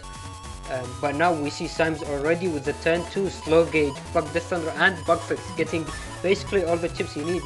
He also has the Geddon to very easily be able to confirm that. So a full turn of Bug the Thunder can be very rough. If you didn't beast here, I don't know. Oh, PZ. This was a mistake. I don't see this turn going well for you. There's so much time. There's so much time in this round. Oh my goodness. Hey friend, how you doing? I just want to tell you about the word. You know, the word is called Purple Ball Doom. Oh! Barely, barely. Still has the time to get that second Thunderball though. Yeah, this area really doesn't help, having the -1 area but having to very carefully move around that Bug the Thunder, and Symes has the very easy confirm for his second one. In fact, it seems like Symes is just going to go for a ground man here. That's more damage than the BDT, and he can always throw out more BDTs later. And the fact that you're going to be camping those 2 rows means this is going to be an easy confirm for him. What he's hoping for, though, is if the ground man doesn't hit due to a TFC, maybe an anti-damage, right? The ground man will break the anti-damage, you'll obviously flip off, but before you do that, the BDT is going to come around the corner. I don't know if it'll fall off screen. Who is client? I'm not actually sure. Well, actually, you used ground cross earlier, and you were able to avoid that Thunderball. So that probably means you're client here. I think ground cross goes around the restriction because you completely leave the field instead of just in this. Oh, there's that anti-damage. With the movement, avoiding triggering the anti-damage on the Bug the Thunder anyway. This is the good thing for Symes because you're going to land right onto a Thunderball, but it disappeared before it could. Oh, okay. Ooh! Oh! He's going to keep it! He was like, I don't want to use it! Oh, lost it. Dang. He was like, oh, full synchro. I'll keep this. This is fine. Then another shot from Bug the Thunder connecting at the very end of the field. At the very end of the turn, I mean. Was that an attempt at using a fire hit? And I think he got punished for it, right? Because of the beast jump? I'm not really sure, I can't remember what happened, but I don't think it was fire hits. The counter hit that we saw earlier was a bubble jumping into a Bug the Thunder. That was already on the field, I believe. Yikes, dude. Well, okay. Going back into another turn, you're taking your time and thinking this one through, huh? Like, it's a lot of pressure, I don't blame you. Yeah, I would think too. Usually those turns take a bit longer as well because you have the extra dust stick to look through your folder. Barrier 200 coming out. Safe and sound. The flex, okay. We'll take it. Life Aura. Are you just gonna, oh, okay. Get value out of it by baiting rush. This is gonna be really good for you later. And now the bug defender of Symes is able to connect it, and it does. It will still instantly remove that. Yeah, there was no way he was stepping back into that grass panel, so. Was able to clear out that barrier with those P shots from the beast feathers. So that's actually really good for you here. But Symes has all that defense, he's just basically holding on to it. Doesn't need to worry about it. He has the bug defender to apply all the pressure that he needs. Honestly, I would probably, like, he doesn't even technically have to cross here, like. Yeah, he could just chill. He's in such an advantageous spot that he doesn't feel threatened by anything, and really. Yikes. Yeah, this is a really tough one for you, huh? There goes the anti-damage. Oh wait, you didn't clear out this. Oh! The counter hit!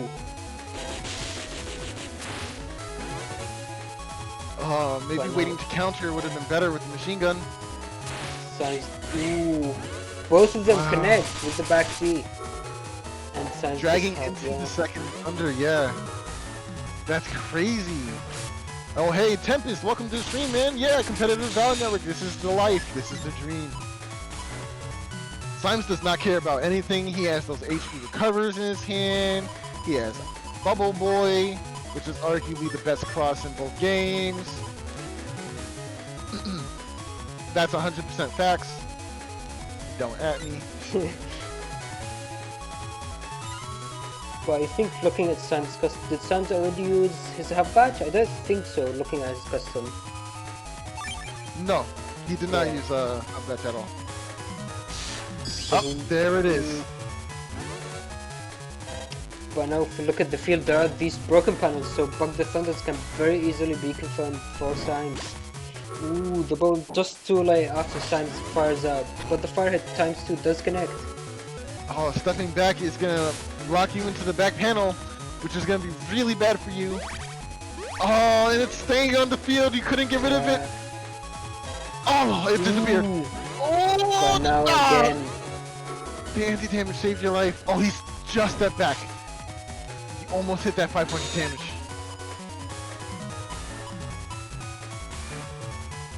And now Symes does have the Element Man and the Heat Dragon, so he can try to go for D-Cross, which, looking at my HP though, it's very low, so getting D-Cross at this point can be very rough.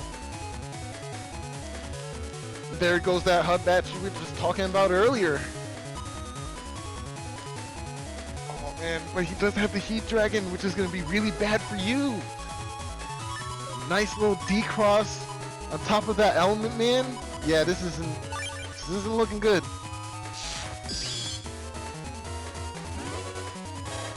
Did you bring the fire hit? Did you know? Oh, you couldn't. That was extremely cheeky.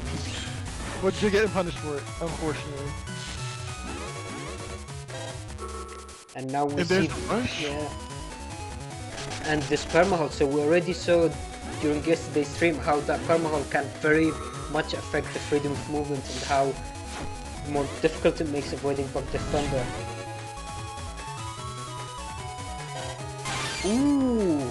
Nice! Very nice! Into the finish! Very nicely timed. If you were in Beast Out, that would have worked very differently.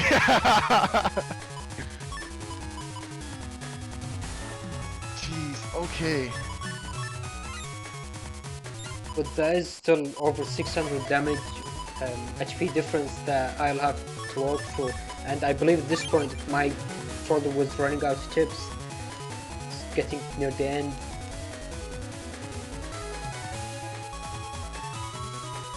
Sam's deciding to go with the ground cross, wanting to avoid the risk of getting decrossed, taking massive damage. Yep, for sure. 158 HP. Can you close it out?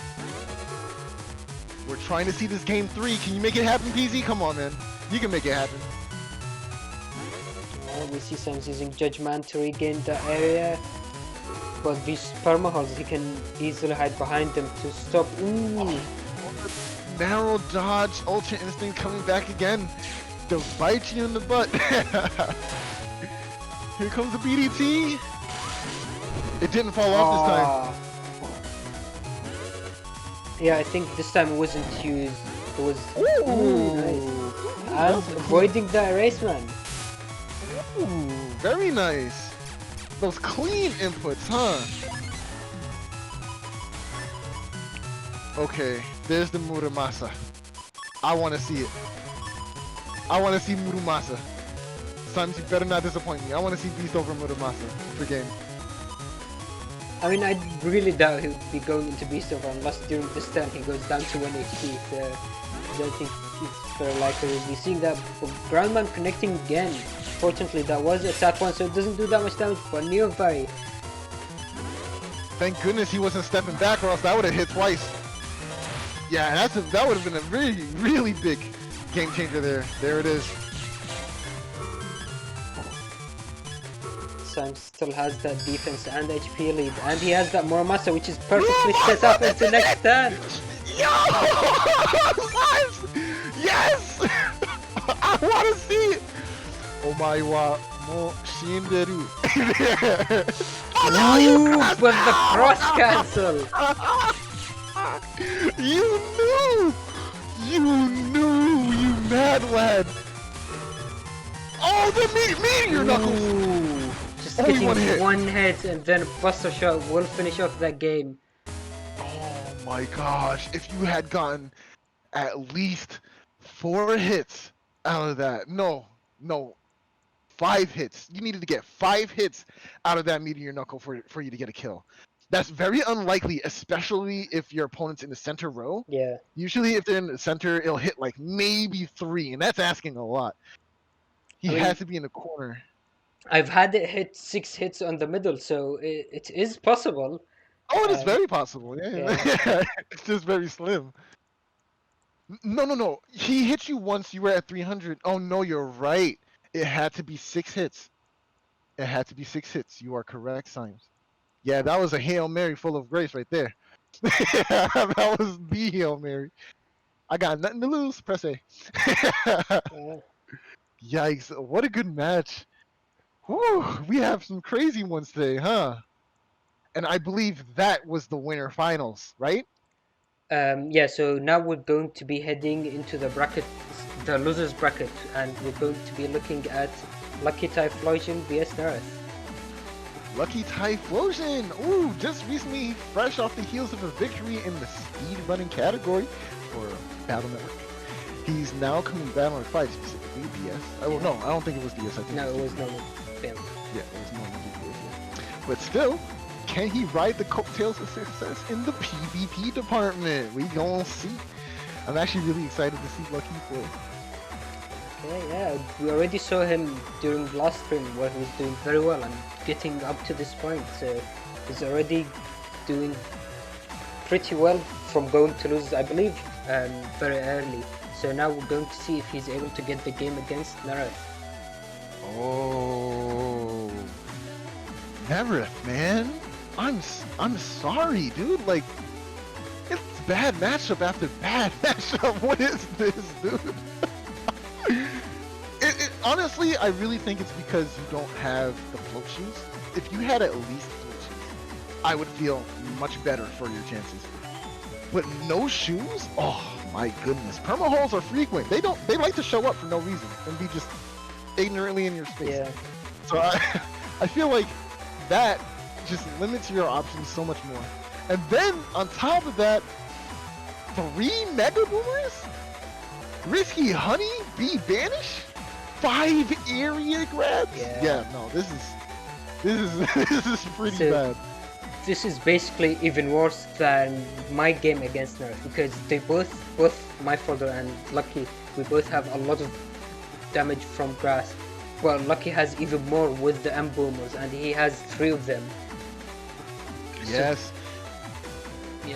And without any, like, the only fire you have in your entire folder is Element Man. Yeah. That's it. So they go Tomahawk, you just stare at Thanos himself, and he just recites that line to you. And I am inevitable, huh? I'm here. And on top of that, the lack of defenses with no Invis, it's gonna make it really frustrating for you to stop those Tomahawk charge shots. This is tough. But that being said, he does have a lot of damage in his folder. He might not be able to get the Bubble Star to Dull Thunder conversions on the Tomahawk cross, but if Lucky decides to go with another cross, such as Dust or Tengu, those conversions are free. So he has to abuse the opponent before they decide, hey, you know, maybe Tomahawk cross is good. So we'll have to see. Yeah, we're gonna have to see. Just 1 second, finish. Oh, you know what?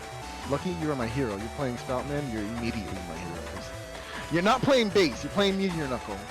So you're not completely my hero, but you have Spoutman SP, so that's pretty good. That's a really good close second. So I like you for that. I respect that. Yeah, and before we head into the match, just going to look at a quick update with the bracket. So what we see here is that we see that, as a reminder from what happened last stream, we had luckytyphlosion beating Thiago at the very end and going to versing Neryth now, and then Honor Knight unfortunately wasn't able to play his match and had to drop, which brought Shadow up to go playing against Salah with the game after that. So we're going to be seeing that very soon, so be prepared. Hey man, commitment is a part of the challenge. Sometimes people have a busy schedule, they gotta drop, it is what it is, but yeah, the show must go on. And it's always unfortunate when things like that do happen, but unfortunately they do. Alright, let's head right into the match. And here we go, once again, Muramasa in the hand, chillin'. I don't like this, pretty bad, but there's nothing Lucky can do about that. He's just gonna have to deal with it. Oh well, he does have Dust Cross, right? So he can, of course, shuffle those back. Okay, taking his time, making those decisions. We're gonna see that turn 1 Spout Boy. I'm with it. You know, this is gonna be really bad. If Neryth decides to go Charge Cross turn 1, this is free. But will he be able to clear out that barrier? He does have attack 4. So 3 hits, 3 P shots.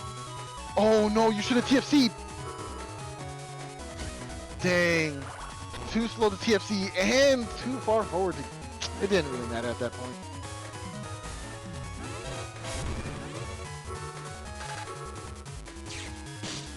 Yeah, that's not good trade. Trying to bait out that airy grab, there it is.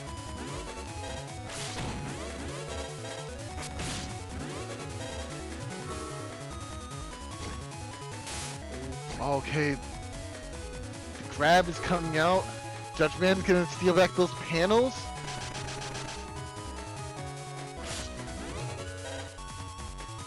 Give me 1 second. Full turn with the slash cross is very rough.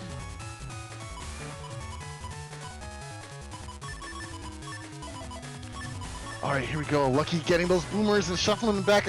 No, Lucky, you want to shuffle back the Muramasa.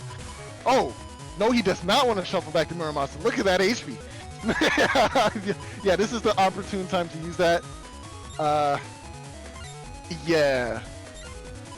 It's looking pretty dire for you right now, Lucky. But he is going to take back this area. Maybe go into Tomahawk here might be a good idea. There's no fire in the folder, so you won't be punished for it. And you did get a nice few turns of Dustcross digging going there. Not sure if this is the answer. Okay, but he goes for it. If he went Tomahawk, that would have been GG, bro. Oh, man. There he is. Okay. Getting that area back. Oh, free sanctuary panels. We'll take it. Yeah. Go ahead. Use that area grab one more time. Oh, no. Chip charge it. He's going to break the panels. So smart. Lucky. If he had gone into Tomahawk Cross, he wouldn't have been able to do that. Look at you. Showing up the commentators. Very smart. And now Neryth ending the turn in a place where he can avoid these emboomers, but unfortunately point blank these will be a confirmed decross. Lucky decides to go for that. Neryth does have Tengu Man SP and one Wind Rack, so he's banking on drawing at least one of those in this next hand to deal with this life aura, because nothing else is going to break through that life aura right now, especially on top of a sanctuary panel. So he needs that wind to deal with this. And it's not like he can step back and use Beast Charge with the Lek Beast to break panels either. That'll take too long, too much time. So he needs to have that Wind Rack right now. Oh, this is going to be tough. If he actually grabs this confirm. Oh boy. Lucky, what a hand. Are you about to see the comeback? Oh. Yeah, I would have wanted to use grass because that would have both kept his life or also limited Neryth, but that more massa connecting, nice. Muramasa connecting is huge, and because of the that little time freeze, he was able to dodge, but he wasn't able to dodge all of it! Oh no! Lucky, no! You panicked. Oh, that was so close. That was so close. Oh man, okay, it's fine. We still have potentially 2 more games. Yeah. 2 more games. This is very interesting start from Lucky. We see already 4 of the 5 area grabs that he has, and deciding to go in and think about going to Tengu Cross, which if he manages to land all of these area grab and gets the confirmed lock on, that can be a lot of damage coming out in one turn. Here's my thing though. I would still go Tomahawk Cross here, and here's why, right? He doesn't have any fire outside of that Element Man. So there's nothing he can do about it outside of counter hits, right? And it's kind of difficult to counter hit Tomahawk Cross if you don't know which frames to look for, right? I don't know. It might have been better to still go Tomahawk here, but we'll see. I mean, Tengu is the higher DPS. Ooh, and looks like Neryth went into a race cross, so he might be rewarded with that choice. Very, very much so. Especially if he can get all that area. Lucky Here comes one of the area grabs. Ooh, that's going to be very bad. Oh, nails the thunder. Okay, that's actually really good. No, but unfortunately now Neryth is back row, so Lucky has no way of confirming his charge shot, so he's just going to have to wait. At least there is no slow gauge, so... Ooh, the final charge shot's connecting. Oh, this is really bad for Neryth now. If this isn't the turn you go T-Hawk, then I don't know what turn you go T-Hawk. Those Mega Boomers are staring at Neryth right now, waiting, begging to be chip charged to do some insane amounts of damage. But instead we're opting to go for the Beast over instead, the Beast Cross. Interesting choice here. He can still put on pressure with this machine gun, right? It's gonna do some paralysis here, which is also still really good. Maybe, okay, actually, this is way smarter for Lucky, right? This is a turn that Neryth would expect, if any, for some boomers to come out, right? Right. Ooh. And the sanctuary, so these boomers would have been able to deal with that very well. Right. Tomahawk Cross is actually... It wouldn't have been better, but being able to try and negate some of these defenses that Neryth would have had... Camp forward. Don't move back. Just camp forward. Those are your panels. You live there now. Oh, are we about to see max damage? Are we about to see max damage on the knuckle? No, Lucky, please. Lucky, please. Just do it. I mean, these boomers, if he connects these boomers, there's still a lot of damage. Oh, he's going for the chip charges. Yeah. One of these is game. Like, straight up. Like, how much? That's 200 plus times 2. Oh, here we go. This is it. This is what I wanted to see. One area grab. Nah, that's not enough. I'm sorry. Ooh, yep. And the counter hit. Let's do the second one. And the buster shot, finishing off the game. Dang. Dang. Suka, I do believe the panel does get changed before the hit. At least that is the case for the Elect Dragons, right? Oh, excuse me, the dragons in general. So I would assume it's the same case for the boomers as well. And Lucky said he was expecting an erase beast there, so he decided not to go for the Tomahawk, which is actually smart too. Oh, Elect Dragon is after. I think Elect Dragon is the only case that it is after, right? The other two, well, fire doesn't do anything, but wood does apply before. Yeah, I'm not really Maybe sure. It's because, yeah.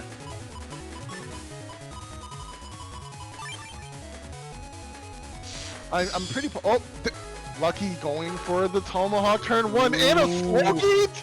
That's not good. Nev is crying right now. Oh, and Invis? Oh no.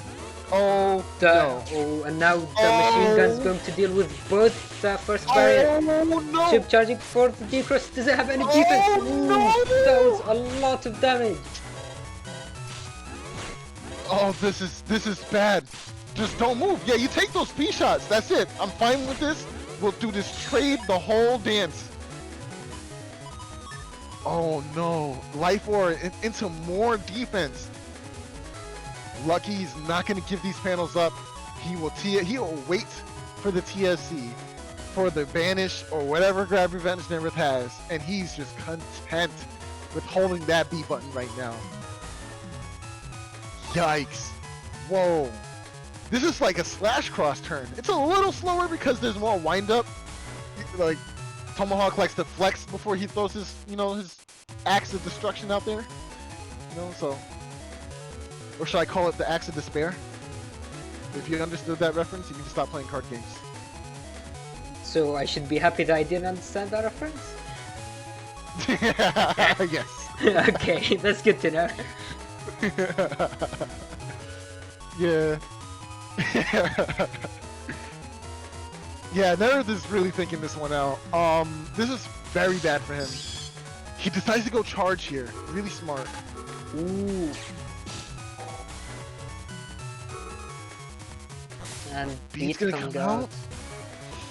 I hope that wasn't a Tengu. There it is, Tengu. That's nice. Getting the second hit in as well. No, don't step back. Don't go back forward. No, you fool. Oh no. Oh, Rush coming out. Yeah, it doesn't matter. Yeah, from our cross. I mean, still getting decrossed by charge cross would be a lot of damage. So stepping back and taking the free hits might be good. That's true. Getting tackled is not fun. The one way Lucky could have played it is waited for Neryth to break the top panel as we're seeing now, and then hiding behind that while maintaining that area. Because Neryth doesn't have air shoes or float shoes, so he wouldn't have been able to get D-cross. Yeah, Neryth is in the position of being trapped and almost indefinitely. So all he has to do is camp that top row there, wait for Neryth to step up to try to confirm a tackle, area grab, stuck. and then just continue charging as you were. Oh, we also get to see the Be Banish combo in hand. And a conversion right to SoulXCross. I think that's a good decision. But will we see Neryth predicting this change? I mean, even if he doesn't predict it, it's very likely that Neryth will take at least one Elec chip, which can be a lot of damage. But the Element Man SP will bring Neryth down to 1 HP. Is Lucky going to be able to get that final hit? Missing out. We're just seeing Muramasa dodges after Muramasa dodges, apparently. Lucky doesn't want, yeah, so he just wants a buster shot, and that will finish off the game, which, and I believe the match, yeah. Wow, and Lucky advances further into this bracket. Oh, the Sharks are down here, boys. The Sharks are down here, and they're hungry. Who does Lucky have to fight next? Poor Lucky. This is the gauntlet. Yeah, this is literally the gauntlet. Oh, man. Yeah, this tournament, at least this section of the tournament, has been brutal so far. So many matchups and the unexpected games going all around. That was really fun to watch so far. Yes, it's just been one intense game after another. And in the loser bracket, we all know that one loss means you got to go home. Yeah. And we don't want to go home. Not today. We want to keep playing. All right, and speaking of that, next match we're going to be seeing Salad vs Shadow. Okay, so this game is going to be relatively interesting. We're seeing the mirror match in Bowser's, but obviously, my man Shadow, he decided to take a trip via the plane, and lo and behold, on this plane are some snakes. We're going to see some snakes today, guys. Yeah. Ooh, boy. Yeah. That's Shadow's signature chip, just going with the snakes. You see, he plays a lot of Metal Gear, so it just makes sense for him at this point. I mean, shouting snakes in Metal Gear isn't usually a good sign, so I'm not really sure about that one. Oh, wow. Actually, I will highlight what Salad said in comments. Shoutouts to Eurasia and Lucky. They apparently were running the Team Band marathon playing last week, which was probably really difficult for the both of them, but they still managed to come through and play and participate. And if they can do it, that means you can too. So definitely try joining into our next week's challenges. We do this monthly, guys. Come through and play. Yeah, so I believe we're going to be talking about that later, but Lucky has a tournament with a new format planned throughout the upcoming 3 weeks, so keep an eye out and join the NGP Discord to take a look at that. And yeah, let's go ahead back into this folders here. We do see the 5 area grabs versus the 1 grab revenge. Yo, wait a minute. Salad has no grabs in this folder. Yeah. Oh. So one of the main, or you could say the main win condition for Salad is these Elec Pulses, these Beast Rush chips that she's going for. So she really doesn't need the area grabs as long as she can land in all the Elec Pulses and Wind Drags during Beast Jumps. Then she doesn't really, the area grabs will be wasted space basically. Yeah. So she's gonna need to time those correctly, and then it's a lot harder when it comes to TFC chips, where she does have that risky honey, right? If she can time the use of that before Shadow goes, maybe I should press A here. That would be really good for her too, obviously. As a matter of fact, I think that would like spawn max amount of bees too. With all the snakes. That'd be hilarious. Actually, I think the way that works is that during the time freeze, you can only spawn 1 hit, even if you get hit multiple times. Okay. Which is something that is a bit unusual the way this works. One other key factor here too, keep in mind, is that Salad does have the shield. Spontaneously pressing the back B in neutral can potentially block an entire string of snakes. So those are things Sato's gonna have to look out for if he's gonna want to confirm the snakes, man. Like, it's a really difficult chip to use in PvP, but when you do, and you got those nice modifiers on it, oh Yeah. watch out. I think it deals basically as much damage as a full area tunnel force. So if you can confirm that landing, it's a very big swing. Especially when you think it's funny and you're laughing and going through random emotion bugs. Yeah. You're just being humorous and clowning around over there. It's the clowns that are the most dangerous. But yeah, let's hop right into it. Let's see if Shadow's team are good on top of the shields setup that Salad has. Yeah.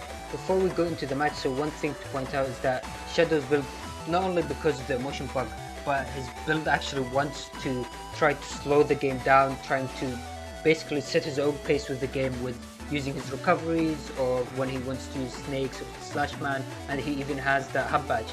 But because Salad is running that fast gauge, so that will apply a lot of pressure against his folder, so it can be very difficult for him to deal with that. Oh yeah, that's very true. And there is that one possibility that Sanctuary does come up, right?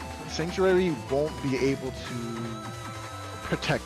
Oh well, that's not true either, right? Because of Geddon. Yeah. Yeah, it really depends. If she saves it for a TFC in the back row for snakes, she can have the damage. So that's a possibility. But depending on when she uses Sanctuary, it will be either really good or just kind of move. Because Geddon doesn't care. Yeah. Alright, well let's head right into the match then. Yeah, as that's setting up, I gotta say that Shadow is also my hero for running one of my other favorite navies. That roll SP, or roll 3 rather. Okay. People playing my favorite navies just makes me happy. Yeah, Oh. I mean, for his build, roll 3 actually works very well. He has that double point and plus 30 with the motion bug, so if he can get massive recovery from that, it's pretty good. Yeah, even if you don't get the damage, that recovery is gonna look sweet. Simple turn for Salad. Gonna go for this here fast gauge into some dragons. Oh, you know what? The perma hole is actually really bad. Really bad for Shadow here, actually. Because he can never get that extra row of snakes. Wow. Not only that, also gives Salah the place to permanently camp behind it, to allow her to avoid the maximum damage hits from the slashmans that Shadow is running as well. Yeah, that's actually really gonna bite him. But maybe it won't, right? Because if you can bait Salad to stay in the back rows with something like, I don't know, charge shot from Tomahawk Cross or something along those lines, then it should work out fine, right? You'll be able to put as much damage out there as possible. But Salad's actually trading Dust Cross for a Life Aura. Ooh, and nailing the bees. And yeah, we see there Shadow trying to get that extra area, but unfortunately just couldn't get anything. And another thing is that one of the ways that Shadow can pressure very well is by using Tango Cross. But now with this area again, unfortunately that's also denied.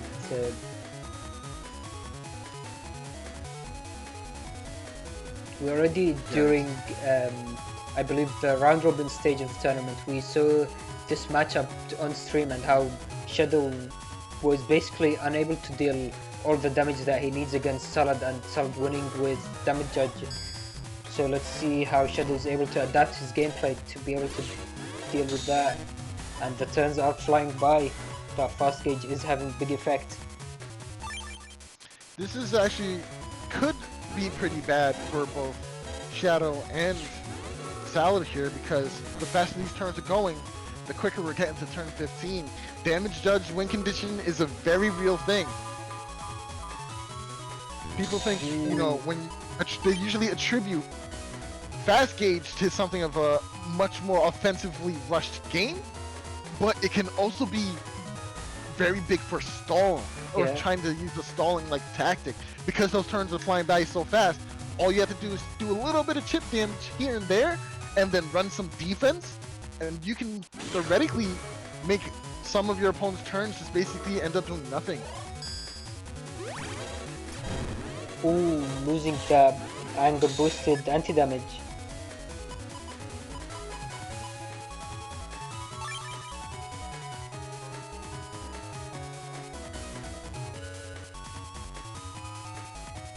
And these turns are just flying by. It's so fast, it's kind of like hard to keep up. There's getting Invisible's gonna come out. And this will actually protect Salad for the entirety of this turn.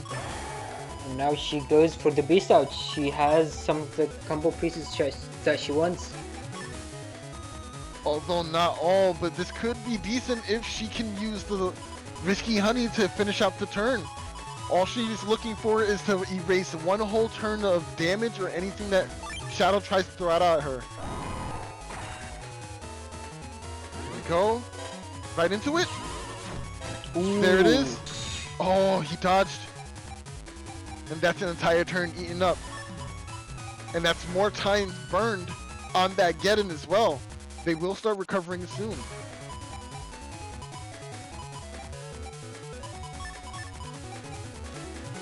Yeah, this is actually a difficult turn for Salad here too, because she can't just take Aquaman. She can't just take these Mega Chips because of all these holes. And waiting around to do some damage is never really good. So the idea here is to try to use some of this defense with the bees. Wait out. Oh, there it is, the snakes. Yeah. Very nice, very nice. And still getting the time to TFC Spoutman for some more damage. Nice. So far this is very rough for Shadow. He isn't able to deal all of that. He isn't able to deal all of that damage that he wants to do, and the game is coming down to its final turns. This is what happens when your opponent understands the strategy that you're going for so readily. Snakes is a huge threat for people who are not prepared for it, so you have to be able to understand that matchup and how to approach it with whatever folder you're playing with at the time.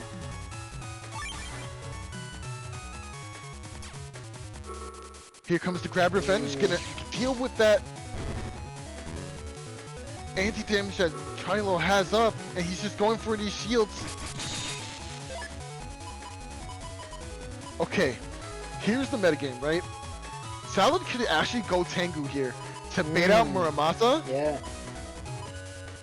And then the Muramasa will hit into this anti-sword and basically just straight up punish Trilo for trying to do 1k damage, but I don't see it working out very well.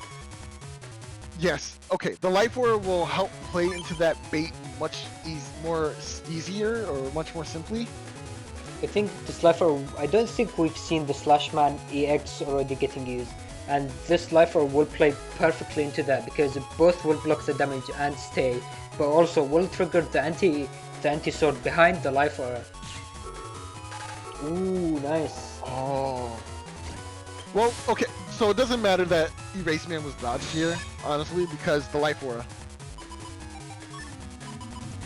Ooh, Killer Man turns.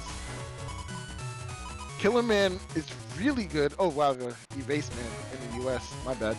Yeah. I saw the K and I just immediately kill it.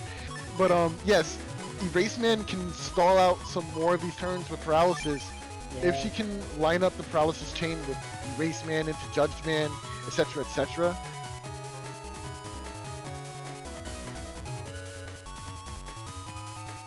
Man, it's really hard for Trilo to get something going here. Through all of this. Yeah, it's definitely nice for fast gauge momentum. It's hard to play against. Oh, there's the wind rack. Oh, but the missed Erase Man. Close.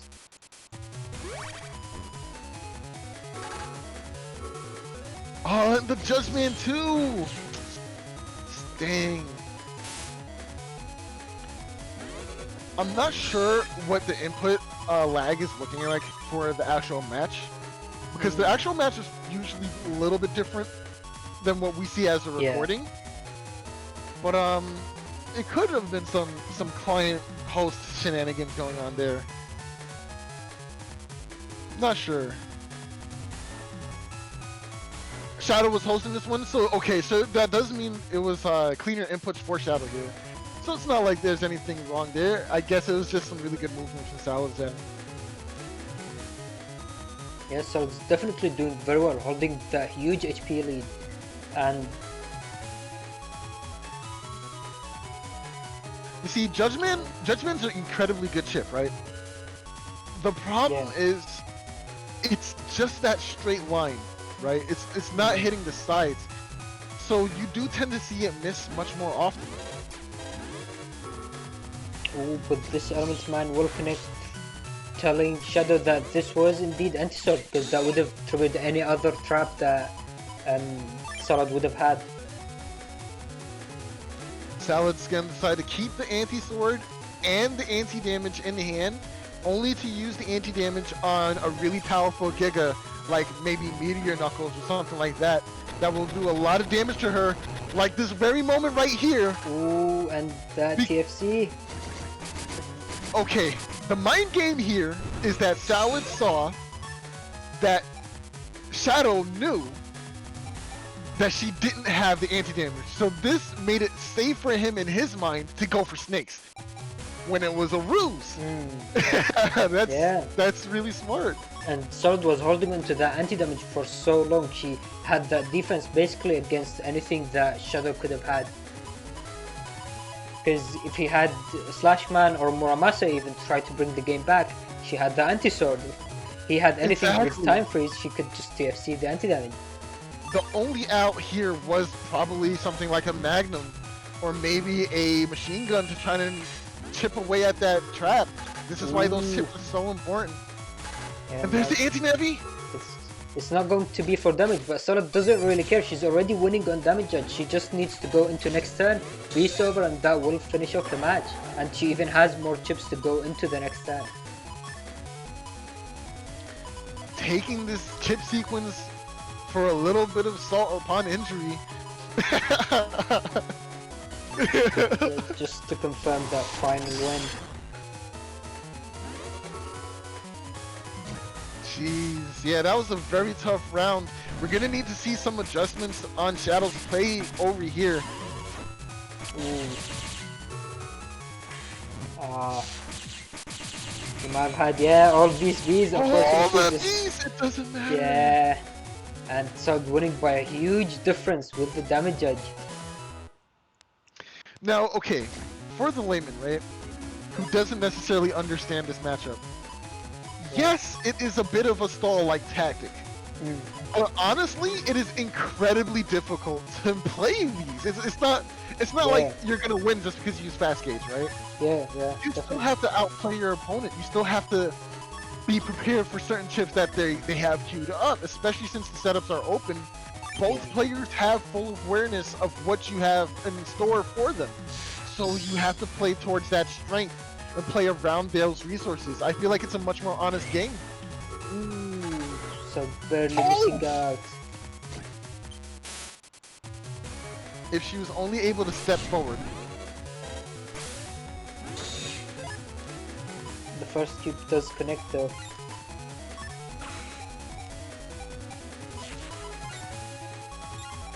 Okay, yeah, going dust here is actually pretty smart. Not that she needs it. I feel like the hand is fine. But dust is never bad, right? To get that at least one turn of dig, sure, why not? And I don't think Shadow has anything aside from the one machine gun to really punish it, right? Oh, he has Erase Man, so he does have 2 ways to get rid of dust here. So at least guaranteeing yourself one turn. Yeah. And yeah, it's like Shiloh said, the defense was perfect. It's not like it was just, I press A to win, I mash A button to win. No, it has to be well timed, well aimed. Yeah, and especially like looking at Shadow's folder, all the recovery options that he has, it's very difficult for Solid to just win by dealing damage. Her folder pretty low on damage actually if you look at it compared to other folders. Yes, and it's not really looking for. It's not necessarily looking for the kill. It's looking for the defense. I need the proper amount of defenses to last me through this quick Jade turn. And if you have no way to control the gauges, that's a free win condition that she can set up. We see Shadow staying, or at least going Sprout Cross last time, which is a very risky play against all the Elect Pulses and Elect Dragons that Salad runs. So, and he decides to stay as well. Oh, the movement. Gets the freeze. He should have, would have been able to get in a second charge shot. Oh no, he got greedy. No. I do have a question for Shadow.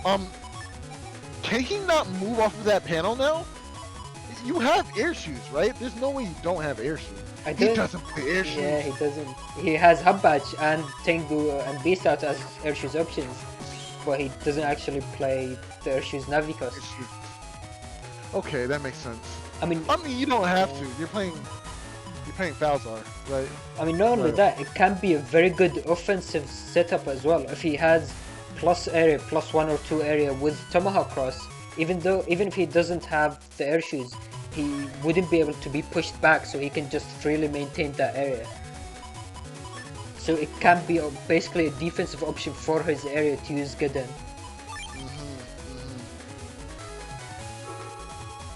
So okay, here's the thing too, right? I wanted to know if he were to step back and say, use snakes, would a snake appear on the broken panel that he's standing on? No, I don't think it would. It doesn't spawn on the panel you're standing on. Even if it's a broken yeah, panel? pretty sure it doesn't, yeah.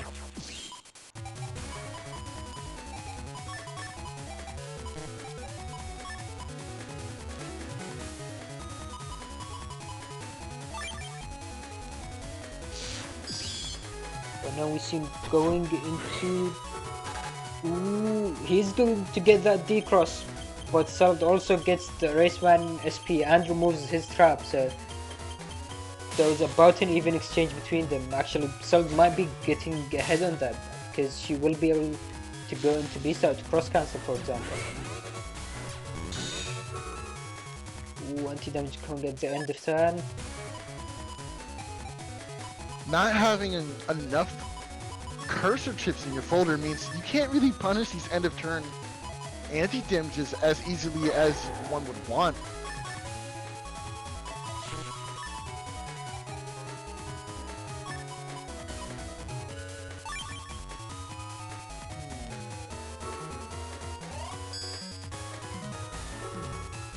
Ooh. Yeah, not making it all the way back. But now we could see the SP slot and another area grab. Though the Judgment TFC, I think this will keep the area for Shadow. It sure will. Oh, she stepped forward just in time. So now Salad has the option to step forward to dodge, shield. So it's like a heavy mind game for these charge shots on Trilo's end here. Oh, that's kind of tough. And we see the element trap coming out here. Not sure what else Trilo has that can do some elemental damage in his folder. I don't think we saw the Visky Honey come out just yet. So there is that, right? And he can always go into Tomahawk Cross. Oh, yep, that's true too. Or any of the other crosses that have an element like that. But now the Grab Revenge denying his plus area, and that's the Elements Man, and she does TFC into that. Gonna do some fire damage. Doing some fire damage. I'm not sure why Shadow decided against going for the freeze to deny Sal the bit of the fruit movement at the end. Here we go. We're gonna see a full-on beast turn here. It'd actually be really smart if Salad didn't take too many of the chips because she loses a chip here due to the beast out, but she's opting for it. Yeah, this isn't bad. I don't think this is terrible.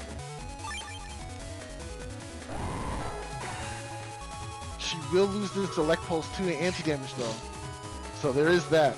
Ooh, the second area grab, so we might be seeing very offensive play coming out from Shadow. Let's see if he has the time to get them. Ooh, it's in full area, but that is still a lot of damage. Oh, and just like that, almost immediately evening up the odds. This is really good for Shadow. Oh! But that combo was able to stall out the rest of the turn. Yeah, and most importantly now, Salah doesn't have the grab revenge or the judgment. She has no way of regaining the area. So now she's really going to need to survive and use her defense very wisely to avoid the max area snakes. I don't think we've seen the plus 30 as well. But Salah does have the last Elect Pulse and Wind Rack, so she can Ooh, nice. interrupt his. He's trying to do this turn again. There it is, buying over to the next turn. Actually, looking at her hand, she probably has enough damage to call it a game. Because if the bees and the Spout land or the Elect Dragon Spoutsman connect, they can finish the game next turn. If Shadow isn't here. And without any way to use like a Giga like Meteor Knuckle, Yeah. it could very much be the end of our hero here. Yeah, straight up, Salad, you're the villain. I'm sorry. No, I'm sorry. Ooh. I can't call you the hero right now. This is impossible. There's anti-sword. Gonna have to eat some feathers. Ooh, that Geddon isn't going to help against the Spoutsman SP. It's going to bring Shadow very low. 16 HP. And Risky Honey at the very end. The snakes will protect against that. Oh no! This is the situation she's been waiting for. And the bees, they're basically connecting. I think. Hold on, I want to shout out something real quick. It did actually make a snake on the panel he was standing on. Oh, did it? Okay. Yeah, she did. Yeah, so that's actually good. That's good knowledge for next time. Because I didn't know either. But now I don't think Shadow on the first tick is going to be game. Ooh, he had his own bees. Nice. Bees versus bees is a beam. Oh no, he missed but then the Buster Shot finishing off the match. That was very. Whoa, what a finish. Alright, so real talk. Yeah. I gotta say that snakes are spooky, bees are spookier, and Shadow, you put a lot of effort into that, but unfortunately, I feel like every Muramasa today missed. Like, did a single? No, a couple hit. There were a lot of Muramasa misses today. Yeah, Muramasa can be very difficult to confirm, to land. I mean, without a way to confirm it. So that's always one thing to keep in mind. But, that was a very, very good showing from both players. Yeah. The Salad's gonna go ahead and claw her way out of the dirt, trying to get back to the surface land, out of the losers bracket. Yeah. And what a climb it's gonna be. And unfortunately, with that loss, even though Shadow was able to have the miraculous bees saving him from Salah's bees, he is out of the bracket now. So let me just switch to the bracket view, and this is where we are now. So we're going to have luckytyphlosion playing against Salah, facing playerzero. Yes, climbing, making their way up. But will Salad be able to beat Lucky here? He's been relatively lucky this whole tournament, you know what I'm saying? Like, that win versus Neryth, and now he has so much damage in this folder of his. I can see it happening. There's a lot of damage, and these machine guns is going to invalidate some of those defenses Salad's going to try to build for herself. This is a lot of damage here. I think this can actually contend. Yeah, I mean, so because Salah, so one of the things that I believe you mentioned earlier during the streams, that Fast Gauge wants to do both, wants to do a very high damage game, which is what usually people would associate with it, but also wants to do that stall game, and Lucky's build does lend well into basically both sides. He has the bees, he has the unboomers for a lot of massive damage, he has the meteor knuckles, the area grabs, so if he can try to get in all of his damage confirmed, all of his attacks, then he can still do very well. What's even more important is that some of these ships that we mentioned don't require him to stand still. there is the machine gun and there is the risky honey, but if the risky honey's out anyway, you're invulnerable during that time, so it's basically moot point. But for those machine guns, you do have to stand still, which could end up in some easy confirms for the Electric Pulse 2 and the Wind Rat combos. So Lucky has to watch out for those. But what we also see is those 5 area grabs. And that could be a blessing and a curse for Lucky here. One, because Salad also has her own risky honeys to help defend against roll locking and charge shots, but because she's also going to be looking for those charge shots, for those counter hits, and for those drag and push combos, it could be just really bad for luckytyphlosion here. We're going to have to see it. Those area grabs don't mean nothing if you can't get the damage off of it. Yeah, and he does have the Meteor Knuckles, so if he can land so as we saw from Shadow's game, so Shadow was able to get maximum area at the end after Salad used all of her area returning chips. So if Lucky is able to do that same thing and confirm that maximum area with Meteor Knuckles, that's 800 damage basically for free. No further ado, let's get right into this match to see who comes out on top.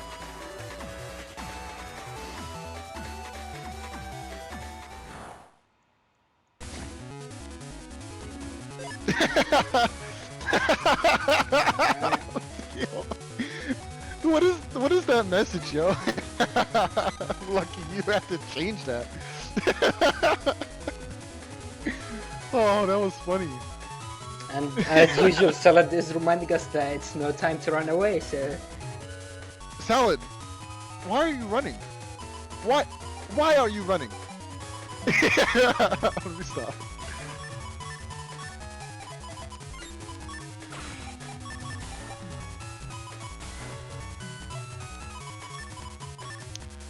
The transitions, I do think they are done manually.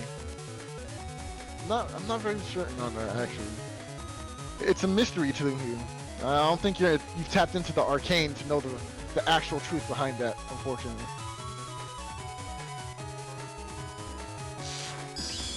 Alright, here we go. Dust versus T-Hawk. Lucky taking the momentum into his hands, actually going for T-Hawk.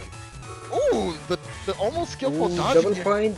So the element trap, actually Salad doesn't want to use that. Let's see if the B banish does connect. That's risky and it's free, so that will be a lot of damage. Yo, he did almost half. Yo, that was a lot of damage. Oh my gosh, Lucky.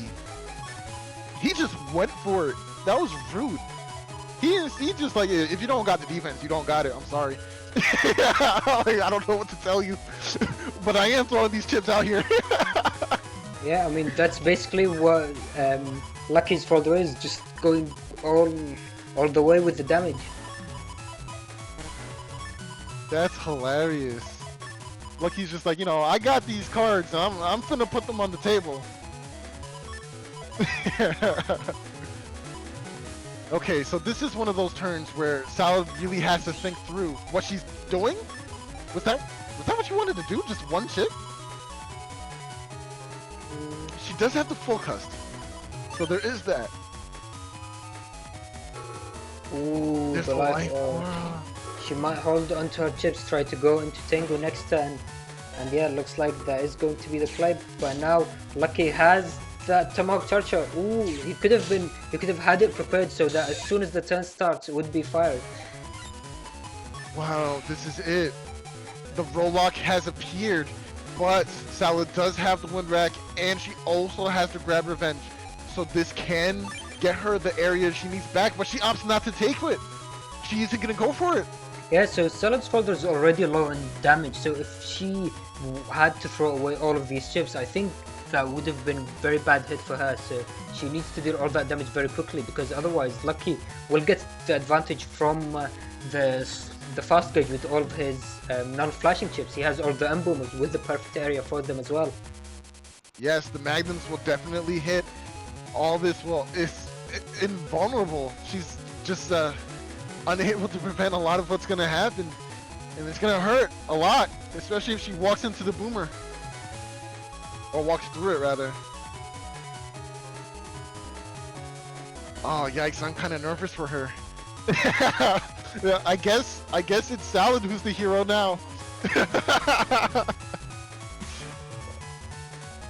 Lucky's thinking maniacally about what he wants to do. He has all this control.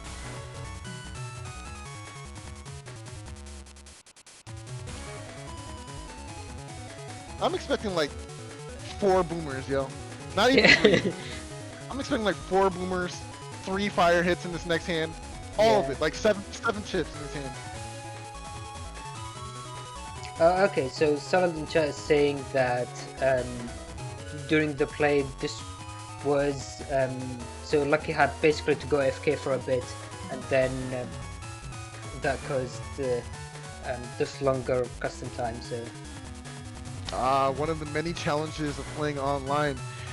This is actually a good chance to bring this up, as I do in most streams. This is a live match. The speed in which we see the matches played online on stream is different from what is actually played, right?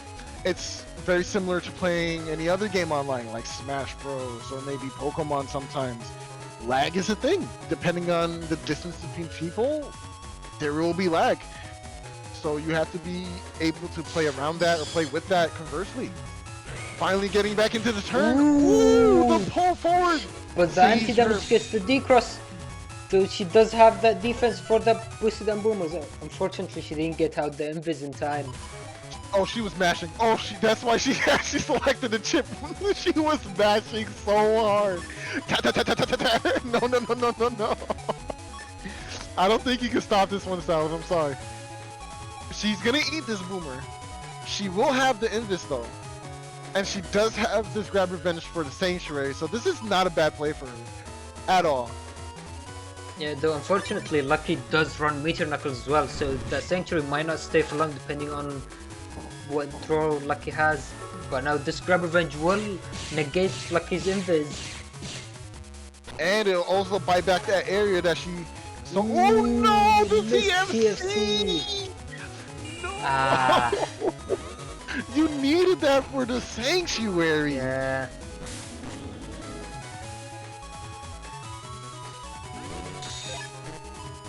Just waiting out for the invis to go away.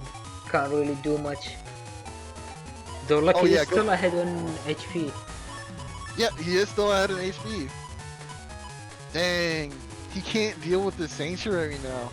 I don't think there's anything else in the folder that can take care of that problem for him. Oh no, he has boomers, right? I think he has at least one more.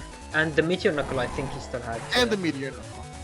Yeah, so it's not that terrible for him at all, actually. Ooh, so... Oh. I'm sorry, that's one of the most disrespectful combos in this game. There goes the boomer. A little late to the uptake on the beast. It's gonna eat the boomer, just damage. Yeah, you want it. Take it. No, go back, take the sword. You want it. Yes, you do want it. I'm telling you, you want it. Salad, stop playing. You're gonna take the sword. Take the anti-sword. I mean... Oh, okay, she's not gonna take it. Yeah, so Lucky does run the Muramasa, so she wants to be careful of that. Ooh, beat going... Yeah, Judgment going away, which isn't really ideal, and the combos coming out from Salad, and Lucky didn't really do much that turn. Much of anything. Lucky sitting on 200 HP. Oh, we got Killer Man on deck. But he's still in Tomahawk, so it won't net her anything outside of being able to possibly follow up with another attack. Like, and it's not really a big return on it. Yeah, I don't think I would have brought that Killer Man either. Ooh, well, oh, no, the missed TFC from Lucky will give that Killer Man good advantage. And even just for damage, it's quite good because Lucky is down very low. Ooh, that Meteor Knuckle, nice. Oh, no! But it will get rid of that holy panel. Yeah, and Lucky still has Lucky holy panels of his own. That invis was just slightly too late, and he took both of the beast charge hits. And now the Eraseman SP will pierce that last invis. Yes, this is looking like a GG right here. Lucky is on that holy panel though, but I don't think it will be able to save him. Yeah, not at all. There's way too much damage here. But can he pull an upset? Muramasa's very much a threat. Oh, she's taking the swords. She knows. Are we about to see a prediction? No, and I think starting with the Erasement SP is a safe option because Lucky doesn't have life hour left. Ooh, see that wind rack, and that won't be stopped, but at least that will be a confirmed hit for the Erasement, and then a buster shot will finish the game. Yeah, that's it. Yeah, that's... Game 2 coming hot. Lucky, come on, man. Only having 1400 HP, but still able to live through all of that damage that Salad was putting on the board? Yeah, no, this is still doable for him. He can do it.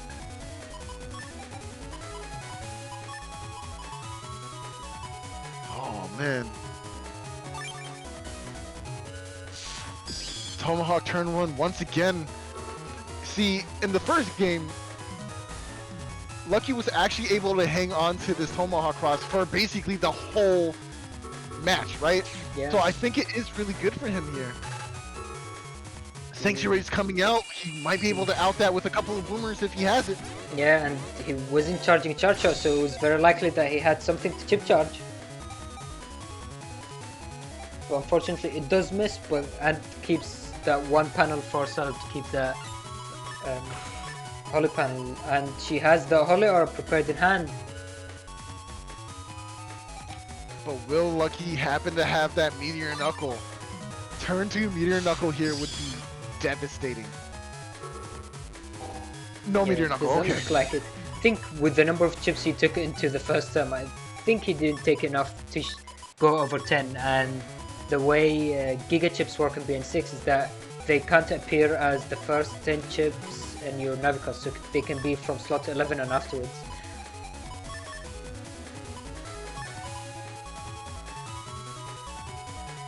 We're seeing a very, very aggressive turn coming out from Salad here with the bees, the dragon, the elect pulse, but no beast out, which is interesting to me.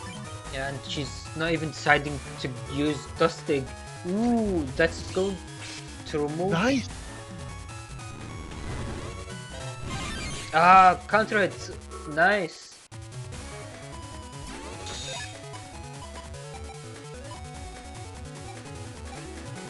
That counter hit will cost him some time. I mean, he was getting dragged around anyway, so it's not like he could have done too much to stop all that. Yeah, that was really slick. It's actually interesting. Salad pulled Lucky forward, right, into wind rack, but because there is no air shoes in the Lucky's cusp, he stayed there. So this is actually a really good situation for Salad. Technically, she didn't even need to beast out here. She could just follow up this combo and just do it. Yeah.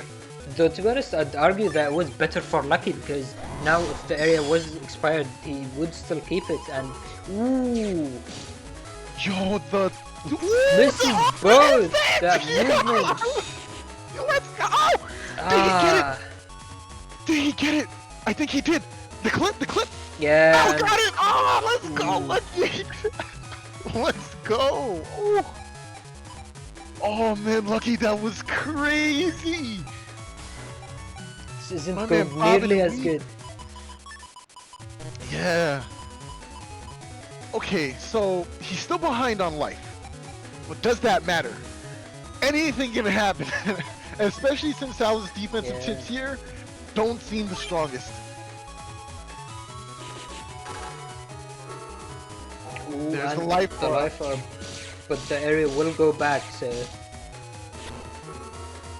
Ooh, Rush coming out, though Salad was camping in the middle, but we could see something like Muramasa coming out from Lucky.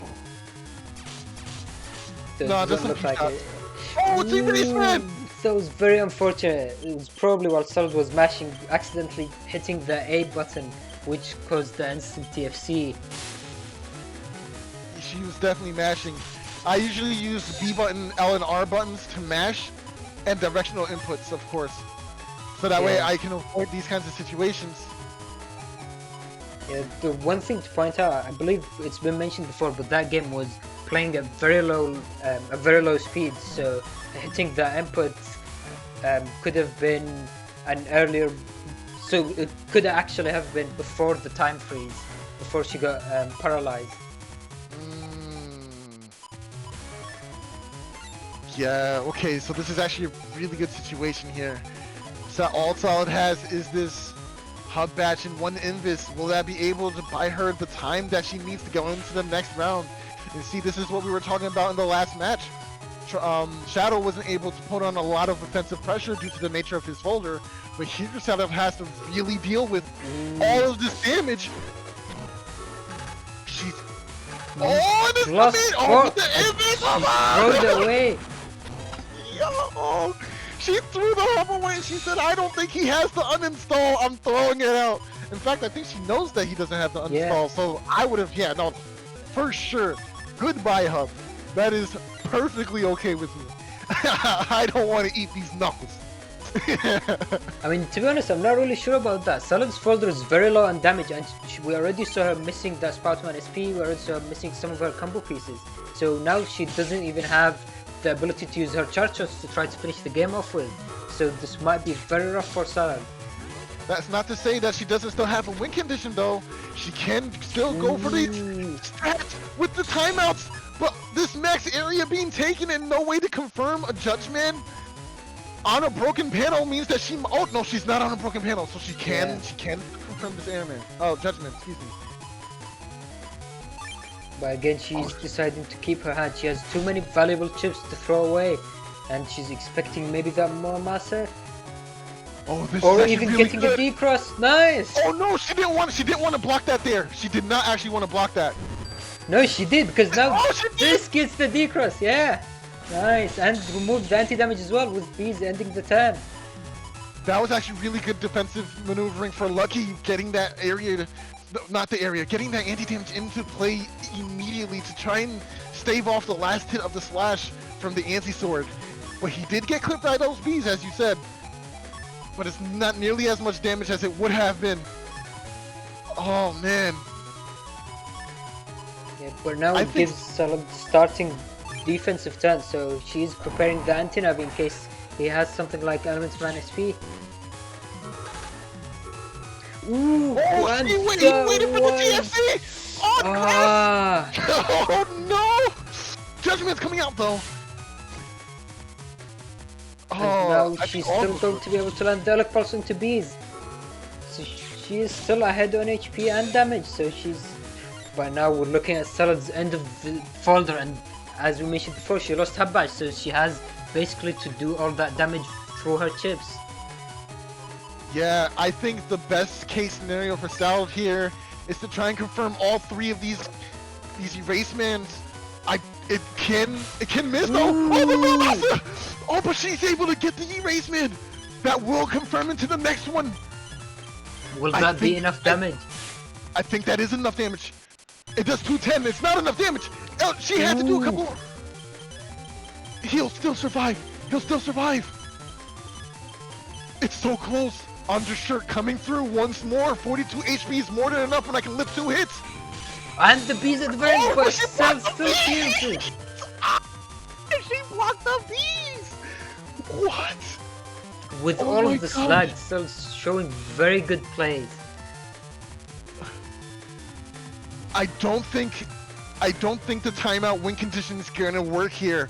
There's not enough time. Not enough turns. That the trip she just used, was it anti-damage? It sure is. She has anti-damage in hand. Ooh, she got the comeback, and that will be game.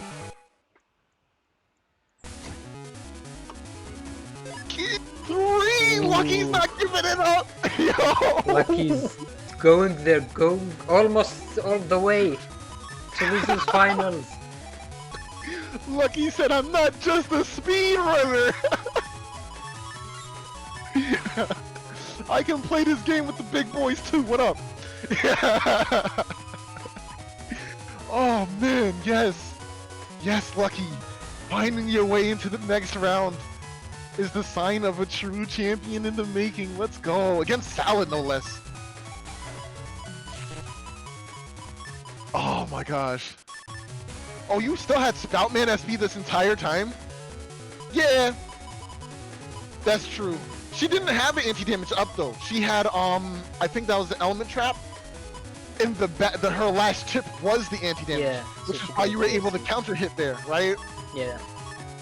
She could have TFC'd then. Yeah. Oh, okay, so we see a turn 1. Oh, this is gonna be bad for Salad. I can already smell it. Is that an Element Man in her hand? No, it's Erase Man. And Beat's gonna take it away. That is an Element Trap. Ooh.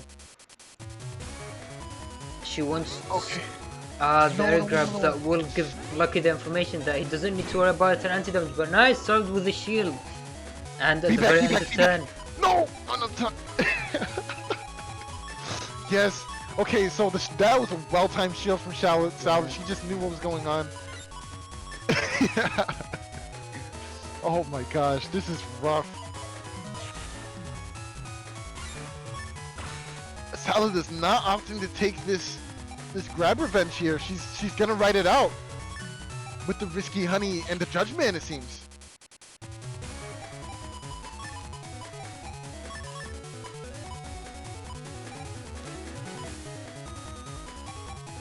Oh man. Wow, it's a long match. Yeah, she's deciding to go into dust, but deciding against taking that full cast, which is an interesting choice.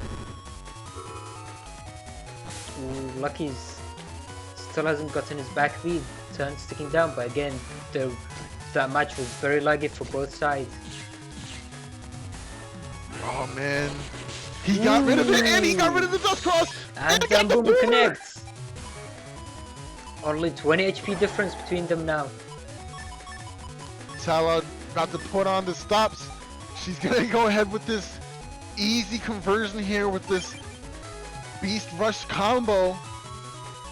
She's gonna try and buy more time and deplete the custom gauge for another round. She can also camp center row to avoid more boomers, but that's predictable, right? For Lucky, yeah. Will he be able to like? Oh, another area grab. Another area. See if she gets the counter hit. Ooh, barely. Oh, nice, she gets it anyway. Oh, but he still has the time to get this last hit for this Element SP, and he also gets time to use an area grab here. Now some good mashing coming out of Lucky, but this time around we definitely will see the grab revenge come out from Salad's side. She doesn't like being area locked like this, and she needs this area back to try and dodge whatever Lucky throws at her, especially those boomers. Yeah, and she is still flashing, so that will protect her from a potential TFC with Meteor Knuckles. Oh man, Meteor Knuckles right now would be very bad. But yeah, starting this round in invisible-like state will protect her from the Meteor Knuckles. What's Lucky gonna do? He doesn't have much in his folder for Invis Piercing, so he's kind of forced to deal with it. I mean, outside of Rush, does she even? She didn't bait Rush yet, did she? I don't think so, no. Ooh. She's only playing 2 Invis, so... This could be very bad for her. Was the first chip she took at Invis? I think it was, right? Invis into, no, it was the Grab Revenge. The Grab Revenge, yeah. Okay, Anti-Navi's coming up. Do you have a machine gun? No, Ooh, turn ends. There's Rush. So Should be able to should be able to cross cancel out of it though. If she still decides to. Yeah, definitely gonna go for it.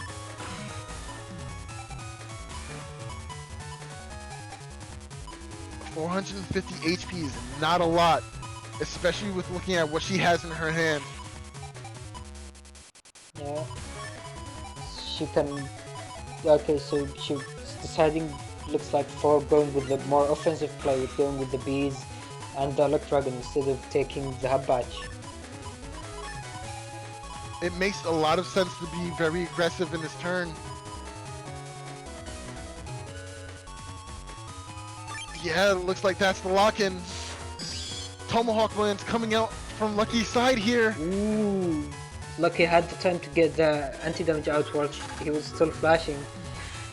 Oh, unfortunately, no. double point's just going to give him one panel. So this beast isn't really going to do much, although it will.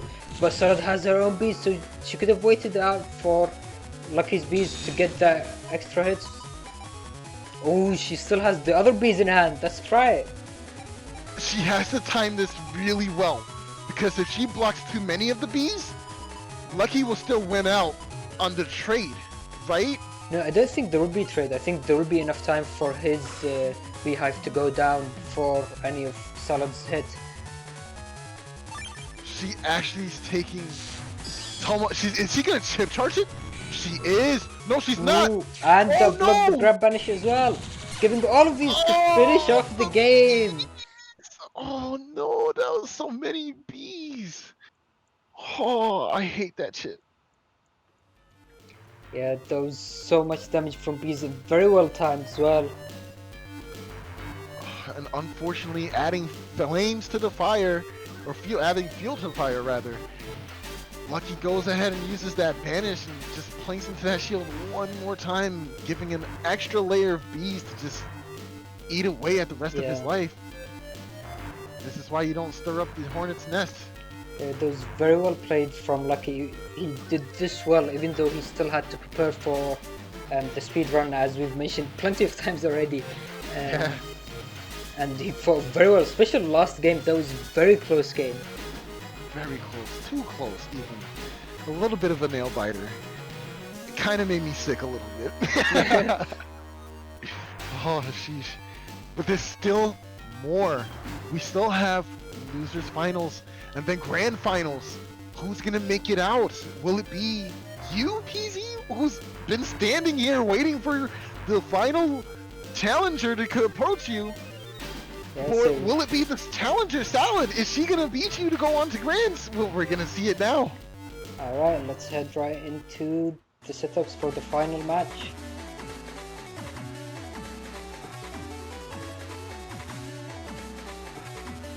Okay, looking at the folders. You saw this matchup. This is your perspective. What were you thinking? Okay, so even before going into this game, Salad was the first one to take a game of me from the Roundrobin stage. Yep. During I was able to take the second one, but that game was very clearly where Salad was able to show how she played very well and took that game. So now coming back into the same matchup, into the losers finals or the semi-finals for the whole tournament, and looking at her build, she has a lot of the rush chips, but as we saw with Lucky's build, because my build and Lucky are actually quite a bit similar in the idea they're going for. We both have a lot of damage coming out, and so the fast gauge isn't necessarily that bad, but it does play around the timing, especially with things like chip charging, the high boomers, or the neo vari that we see. Speaking of neo variable, I think that's the only thing that might see a bit of a dent from this from this fast gauge kind of like turn. Being able to put the inputs in and not get interrupted by her combo, that's going to be really, really tough to deal with.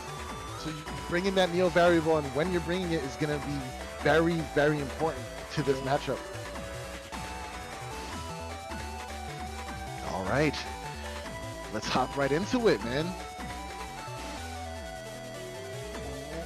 Okay.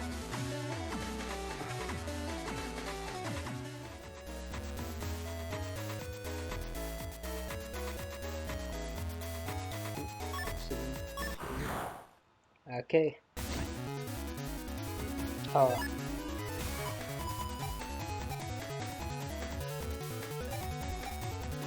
There it goes. That neo variable we were just talking about in your starter hand. Whew. When we see Can that, you say? yeah. This is literally an even matchup. Both players 1800 HP. Both rocking some decently sized custs. Oh, this is gonna be a bloodbath. Yeah, and this field's actually better for me because of the permahole in the middle. Makes it much easier for my boomers to connect and for these grass panels to stay on the field for the blast man, for example. The one saving grace is that you don't have uninstall in your folder, so as soon as Howard gets it, she can just pop off that hub bat. So that's going to play a huge role in dealing with this center panel here that's broken. The game sound's apparently not on. Oh, sorry. Yeah, now it's back. Ooh, ooh. There you go. Sally gets clipped by the Element Man, not before she does some nice damage with this Spout Man before the turn ends. Oh, already putting you in a bit of a deficit. Okay, so one thing to point out while this game is still starting is that I was the host in this matchup, and unfortunately my connection with Salad is usually very bad. So me being the host will give me a big advantage on the inputs, especially when we see stuff like the Neo Vari or even trying to step carefully around B-Banish. So we're going to see how that will play into the matchup. Yeah, technically host has cleaner inputs because obviously they're hosting. Yeah. So that means you'll be able to dodge some things like maybe an erase man from long range or far off on the other side of the board. Oh, and there goes the first one. Ooh. Erase man's gonna whiff. There it goes. Just what a minute. This is a commentator's curse, I guess. Oh, but you missed the punch. But I think you just got to throw it out. Yeah, so the erase man will connect, but there won't be enough time to chip charge the last bonus, so it's just fine on its own. But you do have an area grab and the Neo variable. But if I know Salad, this is gonna be the turn that Bowser is gonna make its appearance. And she will try to move out of the way into that center panel and try to avoid this boomer. Or she can use that awesome technique that she's been applying throughout the entire tournament with these wind tracks and these elect pulses and try to dodge the boomer in that way. Let's see which side decides to go for. If she goes for the Tengu Cross, then that can be risking a huge D-Cross, but she goes for neither. She goes for Dust Cross instead. Very interesting choice from Salad. She just decides to take it, and there goes Sanctuary coming out after the slash. Very slightly. She might have been expecting Meteor Knuckles because it's encode, so. But now we see. Is that a turn 2 Meteor Knuckle? I think that was we're in turn 3, aren't we? Yeah. I think so, yeah. What is this hacks? Yeah, oh my gosh! I mean, you get it right on time to deal with the Sanctuary too! Oh man. No! Yeah, Hub finally coming out. If she hugs the center row, it would be really good, but she has TFC. Oh man. Oh. Wow, but look at all those Sanctuary panels you just took away. Yeah, but she still has some of them, but the area for the Sanctuary panels isn't really ideal for her because it puts her in the range of stuff like Tenguro or Windrax. And looking at your hand, you do have that machine gun ready to fire it off. I'm surprised you're not leading off with it. Is this what you're thinking about right now? Do I bring this machine gun first? Yeah, so you could be worried about D-Cross taking machine gun for any potential defense.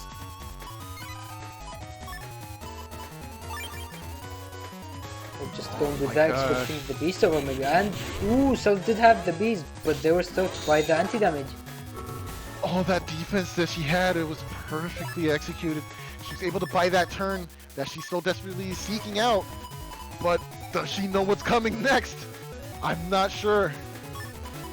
She did, however, have a chance to get that anti-damage that we suspect is anti-damage. Yeah. Before the turn ended. But if the anti-damage connects point blank, then it could hit a second beehive. Ooh, that wasn't even charged, and it wasn't anti-damage either, so it didn't really do much. Oh, and I think the double point was cancelled out by that elect calls. It definitely was. It was able to hit you before you can even finish out using that chip. That's some really good timing for Salad there. Very fortunate. But you do discover that this is in fact not an anti-damage because that area grab definitely would have taken it if it was. So now you know how to play around with what you're dealing with. Ooh, and like, once again, eating up another all the turn. Combos. Oh my gosh, all of that damage but you do have another one of these area grabs, but you decided to charge it instead. Oh, but it doesn't do anything. Oh yeah, so one thing to bring up actually is that that could have been an anti-damage. I believe B's 1 do 10 damage and that one wasn't boosted. So if it was anti-damage with the hollow panels, that would have done 5 damage. So it wouldn't have activated the anti-damage. So it could still be anti-damage. You're right, it could very much still be. Ooh, She waited for the TFC! Oh, but she's also waiting for you to step up. Yeah, the air grab isn't going to do anything with the Empress being TFC, but it gives some of the hollow panels. And now Hollow we see the Bastarad, I think, has the hub batch out already, so she can freely step on the broken panel. Yes, she did already use the hub batch, which is something you're going to have to factor into this next combo. Seeing this hand though, it is still unknown what that trap is exactly. Yeah. But if it is an element trap, it would be better to spring it while you're on the Sanctuary and using a Bubble Star. Just in case she steps back anyway, it would be able to catch that movement and it would be able to trigger the trap, which won't break your aura because of the panel. Yeah, so in my opinion, I think it would be better to lead off with the fire hit or with the bubble star to try and trigger this trap. I think we've already known that it wasn't anti-element because that would have been already triggered on the B banish, the B chip that we saw, and it looks like it was anti-navi, and we see the downside from you having anti-navi up, where it can override your own chip because it counts as the next step in the TFC chain. It sure does. And now that Pokemon's can completely whiff and leave you with your life aura intact. But now looking at the hand, going down to the final chips, and still has a lot of the HP. Yes, that's a very good point to bring up there, Shadow.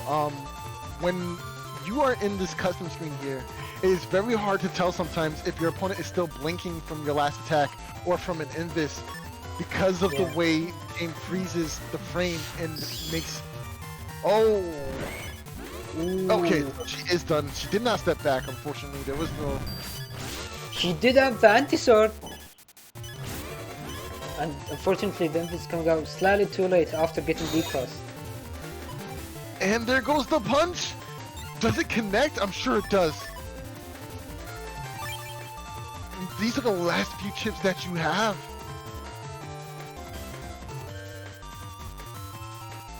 Wow, this is tough. Do you have... No, you don't have air shoes in your folder or even float shoes either. So these holes will be very bad for you. Especially if you corner yourself. Ooh, oh, she dodges a fire hit!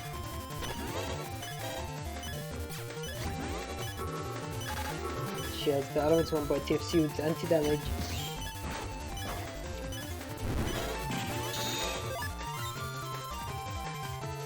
Wow, this is extremely tough for you. 700, almost 600 difference between the life here. I don't see much of an out. There's no chips. You could be over, but it's not even the last turn. Ooh, missing that bubble. Oh, yeah, it's way too... The blast one will have to go on an anti-damage.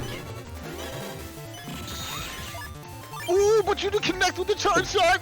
There's some style in there, got some style in there. Grandman does connect, but unfortunately all the panels are broken, so Symes can very easily just land in with her charge shots. If you can make it to one more turn... Yeah, I thought that would happen. Yeah. That was not realistic in the slightest. Alright, so we're gonna see the race to suck up the Guardians here. Who do you think is gonna win this race? Let me see in the comments. Is it going to be a race? Salad might decide because she sees all these machine guns in my build, and I see that she has the Eraseman and the Eraseman SP.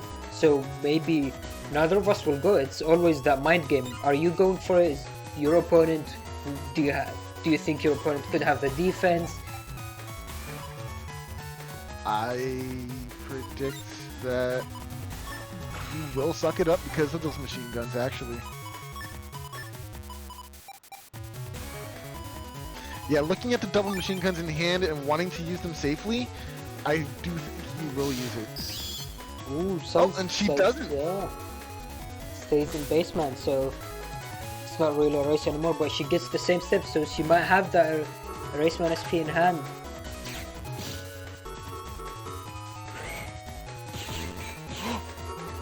Ooh, she had trap. Is that going to stay? Does. Oh, you clipped her! Yeah, that's gonna get through that anti-damage. That was some accuracy there. My man lined up the shot and said, aim, fire. Yeah, but one thing to keep is that Solid was still mid-movement animation, so if she cross-cancels, she is going to keep the anti-damage because it technically hasn't started yet. Ooh, that's very true. Actually, we might see that. This might be the rare case where we see anti-damage used twice. But then we see that Meteor Knuckles, we see the area grab and the Neo Berry, so going for the area grab could be an option. And there she goes. She does keep that. Oh, and this is full area. Ooh, but she interrupts it and then follows up with a combo of her own. It's fine though, because you're able to do some non-blinking damage, which ends her in the turn of just being completely vulnerable to a Meteor Knuckle and a double life sword potentially. Yep, shuffling these back is the perfect play. Oh, but we also see another damaging combo here with the Mega Boomer, a High Boomer, excuse me, and this here Blast Man. Oh, but we see the Meteor Knuckles. Is it going to give the full area? If Solid has any defense, that could be denied very easily. Oh, this is going to be a lot of damage. Oh, this is going to be a lot of damage if this connects. Will she have... Okay. She can queue up a bees here, but obviously you'll just wait them out. Then if she has at least an Invis... Judgment TFC'd into Meteor Knuckles, which will connect for maximum hits. Oh my god! Oh my gosh! Was that 7 hits? That was 8 hits, which is the absolute maximum, yeah. Oh my gosh! Maximum amount of hits in the corner. Oh, but you couldn't click with that second object there.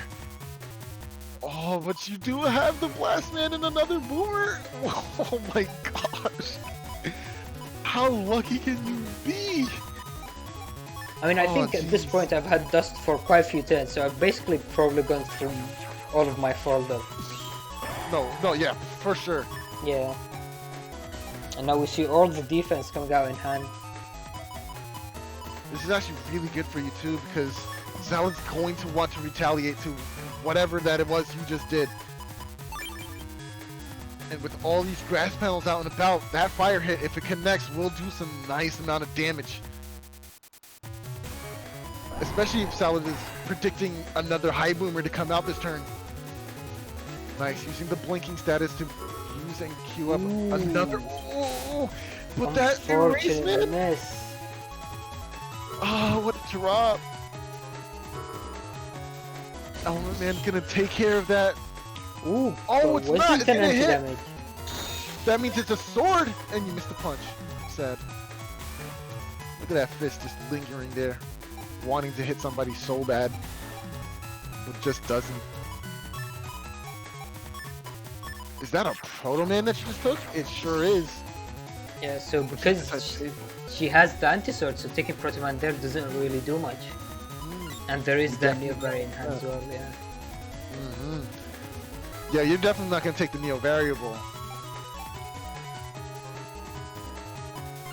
And you definitely don't want to trigger that. So what do here? How do you get rid of this trap?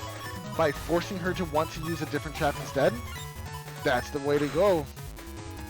Yup, here it is. But pressure her into thinking. Ooh, she doesn't have... She has an invis. Ooh, the Sanctuary though will have the damage. And into full cast. Oh, into the full cast! So now she knows. Give up on it? I would give up on it. Oh, but you didn't.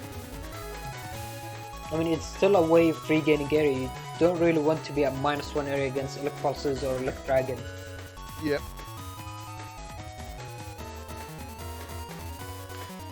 Oh man. What is she gonna do now? Sitting on 380 HP. It's not a place you want to be in. especially when you lack a lot of damage in your own folder. It's gonna be rough.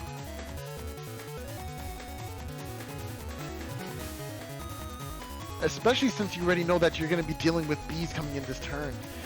So do you have to get rid of this anti-sword at this point. You can't keep that, or else you're gonna eat all this damage. Even on top of a sanctuary, it's still gonna hurt so much. But I do have anti-damage up on my side, so if Sal tries to counter with her own beast, then I think the animation will be the anti-damage animation will be long enough to protect against that. This is entirely safe for you, and you're gonna get your panels back at the end of this. Oh, beating up the shield! No, twice! And just goes for it. Oh, but she shields it! Perfectly protecting. She didn't get hit by it. No, she didn't get hit. She had the invis as well, I think, yeah. So the invis applied gave her the effect that we saw again via Symes in an earlier match. That's right, so she's gonna be safe from all of those bees and all of that damage. Only taking, what, 30 damage from that? Yikes, that was a great turn for her. But the best part, yeah? the best part is that she was able to keep that anti-sword. She understands that she's pressuring you with it. Although she is low on HP against my folders that can deal a lot of damage. Ooh, and ending with the power up, though she switched her trap. This is it. This is what you were waiting for. Are you gonna have time to mash out a double sword? Are you gonna go for it, or are you gonna take what's safe? It could be anti-damage. Anti-damage fully protects against the life aura, I mean the double Neo Barry. That's true. And she's on that that sanctuary panel too, so she will take half damage from whatever you throw out. So it's better to just charge a shot here and go for a wind rack play.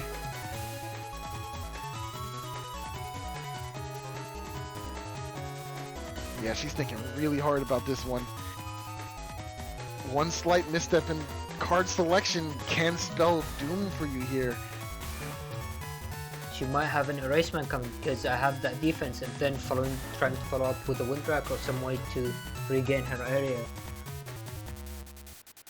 She's debating if she wants to cross out. She doesn't have access to beast out, so she can't keep dust cross if she wants to change into something else. Man, this is so rough. What a position to be in. How much pressure you are exerting just because of the life lead. Going into ground, the grab revenge is denied by the life aura though. Does she have a wind rack to follow up with? And she does. Yes, she does. Getting 2 smacks there, leaving her with the 50 HP. Ooh, Race man for double damage. It's still not confirmed erase man though. If she steps up, then that could be easily avoided. All you have to do is step left though. If you step left, you can pretty much confirm this right now. It all depends on her movement. But this is a perfect opportunity to nail that bubble star just because of where she is. It will hit her immediately. Ooh, she had the beads and the counter hit. She has her own erasement TFCs, but then the counter TFC to bring some down to 1 HP,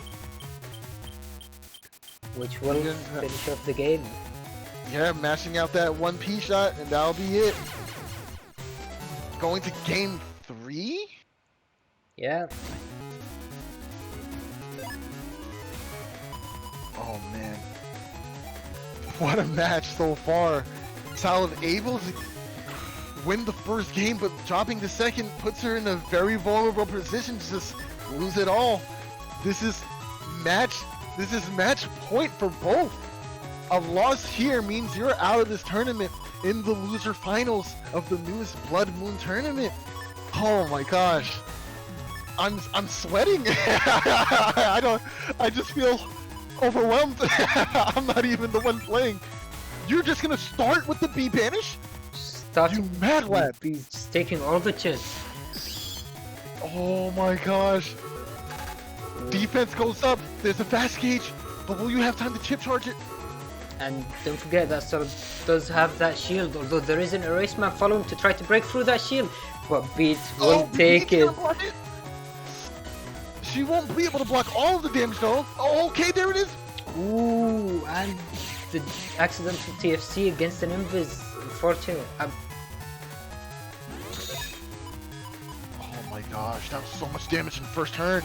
That was approximately 600 and I believe 40 damage turn one. Oh my gosh. Yeah, she's still flashing. Okay, so she's flashing because she was sent backwards by the grab banish. So that just ended as the turn ended, right? Yeah, and grab banish gives flashing afterwards. Yeah.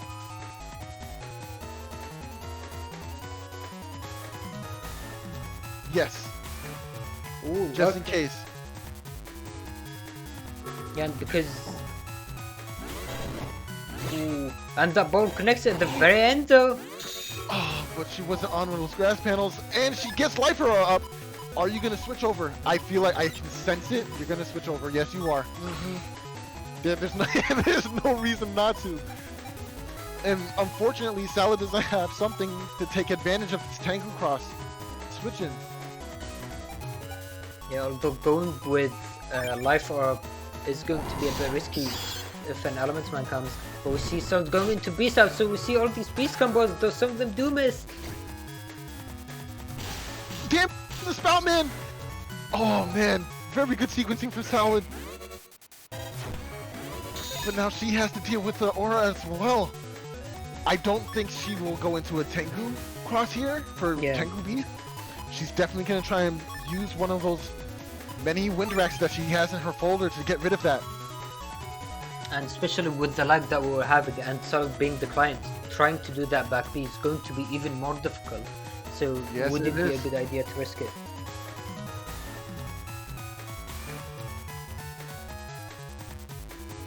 Okay, here we go. Salad, what's your decision? What do you do here? Area grab gonna come out. Ooh. Anti-damage getting the counter hit into a Blast Man!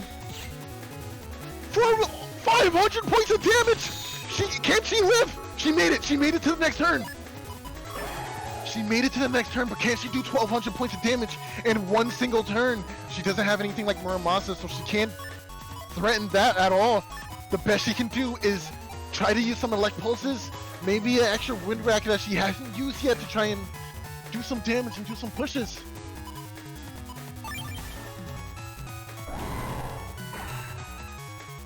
Alright, here we go. Anti-damage chaining into. Invis chaining into. No chain here. This is it. Just defense to Judgment that will finish off the game. Oh, that means you make it on to the next round. That was the match. To meet with Symes in Grand Finals. Oh man, what a tournament we've had so far, ladies and gentlemen. But here we are, at the end of the rope, the last table. Yeah. Symes versus playerzero for the chip.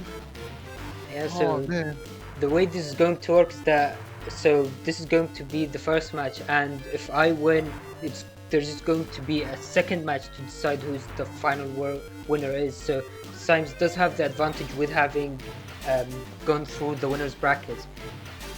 But now let's see if an upset could be pulled. See who will get that final game. Alright, let's head into the setups and discuss. So this match happened a few days after the last one. So what do you think after seeing that first one? What do you think would be the changes to try to go for? I think right now the changes that you need to be going for against Symes, because Symes has so much pressure in his folder with the Hub Batch, with the Buck Death Thunder, with those Bubble Stars, with those the Muramasa and the Heat Dragon to potentially clip you out of that Tomahawk Cross that you love to use so much. He's going to be waiting for it. I think for you, your best bet will be to like wait out until he goes into his Tomahawk Cross to try to beat it with your fire hit or the fire damage that you have in your folder, or the Blast Man. It's going to be a lot of baiting maybe a lot of baseman play here too, trying to abuse a counter hit, or maybe try to get some ongoing rage from like maybe using Invis to double damage that way. I don't know, but I do think the first person going to Tomahawk may lose the match. It's that important, especially with all this fire in both folders. It's a very scary situation for the both of you. Yeah, and obviously it's going to be very important to see if Symes is able to keep that Dust Cross turn 1, because he sees these 2 machine guns and the Raceman, and they are very big risk from which could cause him to start losing the momentum, not getting the chips he wants. At least I don't think he has custom bug, so he wouldn't be punished as much, but he only has that custom one, so not being able to find the chips that he wants as soon as the 10, yeah. And conversely, outside of a Raceman, it seems like Symes has no answer for your Dust Cross. So the longer you sit in that with your Cuss 7, the longer you're winning this match. It's going to be a war of attrition at its finest. Symes needs to get you to want to leave Dust Cross, either by using the Raceman himself, or trying to end the turn with a counter hit, or trying to end the turn with some kind of crowd control like Bubble Star to at least maybe force you into your Foul Star Beast out to put you on a timer with your Dust Cross. But 4 turns even is still a long time to be using Dust Cross. Yeah, but that being said, Symes has Bug Death Thunder, which is basically the ultimate pressuring machine and the ultimate winning the long game chip that you can have. So if Symes is able to get all the setting up, and he does have the engine for it, he has all these recoveries, he has the 3 anti-damage, 3 invis, life aura, and the barrier 200. He has the warp step to begin with, which can actually make it very easy to avoid boomers and bees. So standing here and talking about it is not going to bring us the result we want to see. So let's hop right into it. Final routine, set, execute. Alright, here we go to the final match.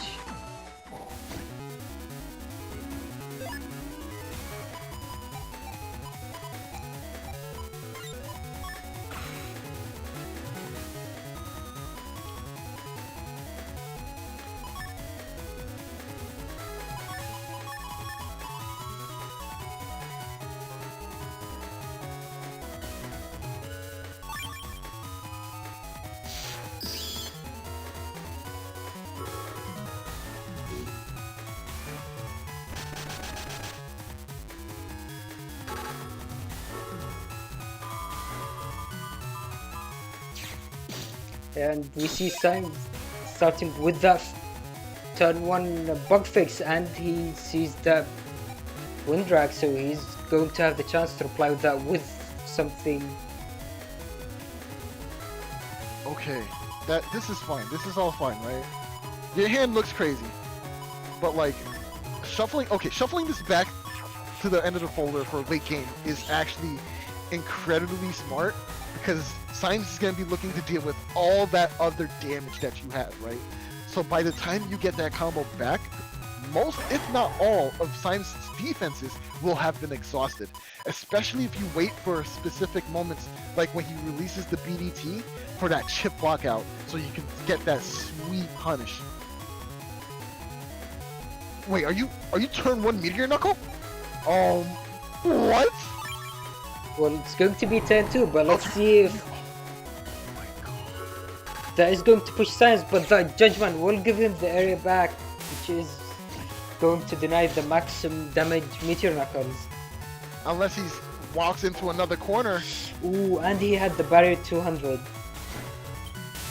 Okay, so, this is still fine for you too, because 1 Knuckle will at least deal with one of these, but he has the TFC for the area. He has all the defense at the perfect time. Oh, you hit so many times with that too. That would have been disgusting. Yeah, this is some free chip damage for you, but you're, tiptoeing in and out of line because you're scared of the Enraged Man. Ending the turn on a completely opposite panel too here is very smart, but stepping left or stepping backwards will put you in the range of an Enraged Man. So It's going to be very interesting with how you interact with this next turn if you decide not to cross. And it's looking like you're not going to do it.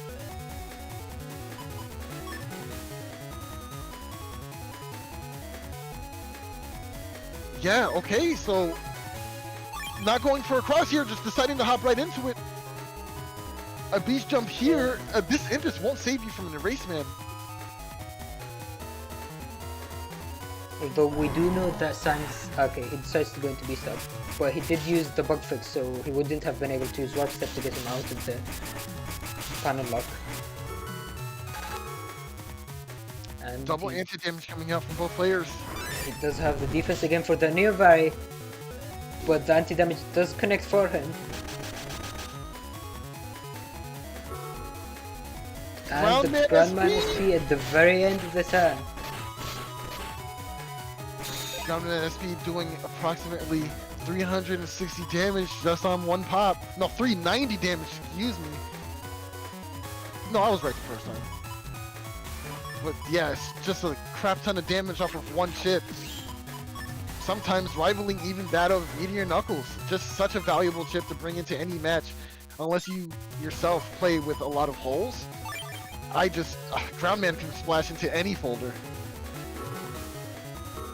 There we go, the slow gauge. See the slow gauge, so very likely that we're going to see that Bug the Thunder coming out, and there it is.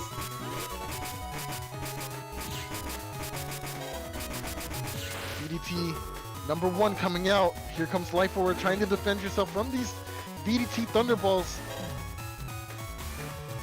Trying to mix up the movement just a little bit. But will you be able to step in time? Yes, you did. Made it through. And you kept your aura, but here comes, I know it's gonna come. Will Symes go into this Tangle Cross to try and pull you into this unfavorable situation? Yeah, I mean, even without using Tingle, because again, back being beast out is going to be very difficult. I think it's like 1 or 2 frames window that you have. But seeing the Bug the Thunders might just do the job themselves. It's basically going for the lockout from the way they're moving, which is basically what I'm looking at right now. Is it possible to try to avoid them? What is going to be the perfect movement to try to get that? I think the answer here, I think that because you're on that very top back panel in the top row there, you stepping down will lead that second Thunderbolt to go to the center. Oh, okay. Oh, wow, you were able to move out. And you get some decent hits. Oh, but not to confirm. Not fast enough. He barely stepped out, taking the 2x damage. And now these broken panels, basically, stepping away from that ball star. Let it go! This is it! Oh, nice! Getting some double hits on that. Oh my gosh, this is too intense. Getting one of the hits on that Mega High Boomer, chip charged with your Tomahawk Cross. Sitting very nicely right now.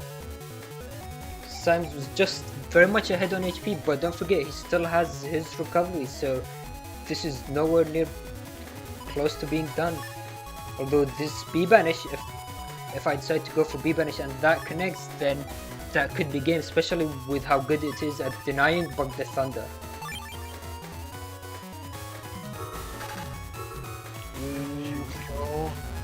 TFC needs you.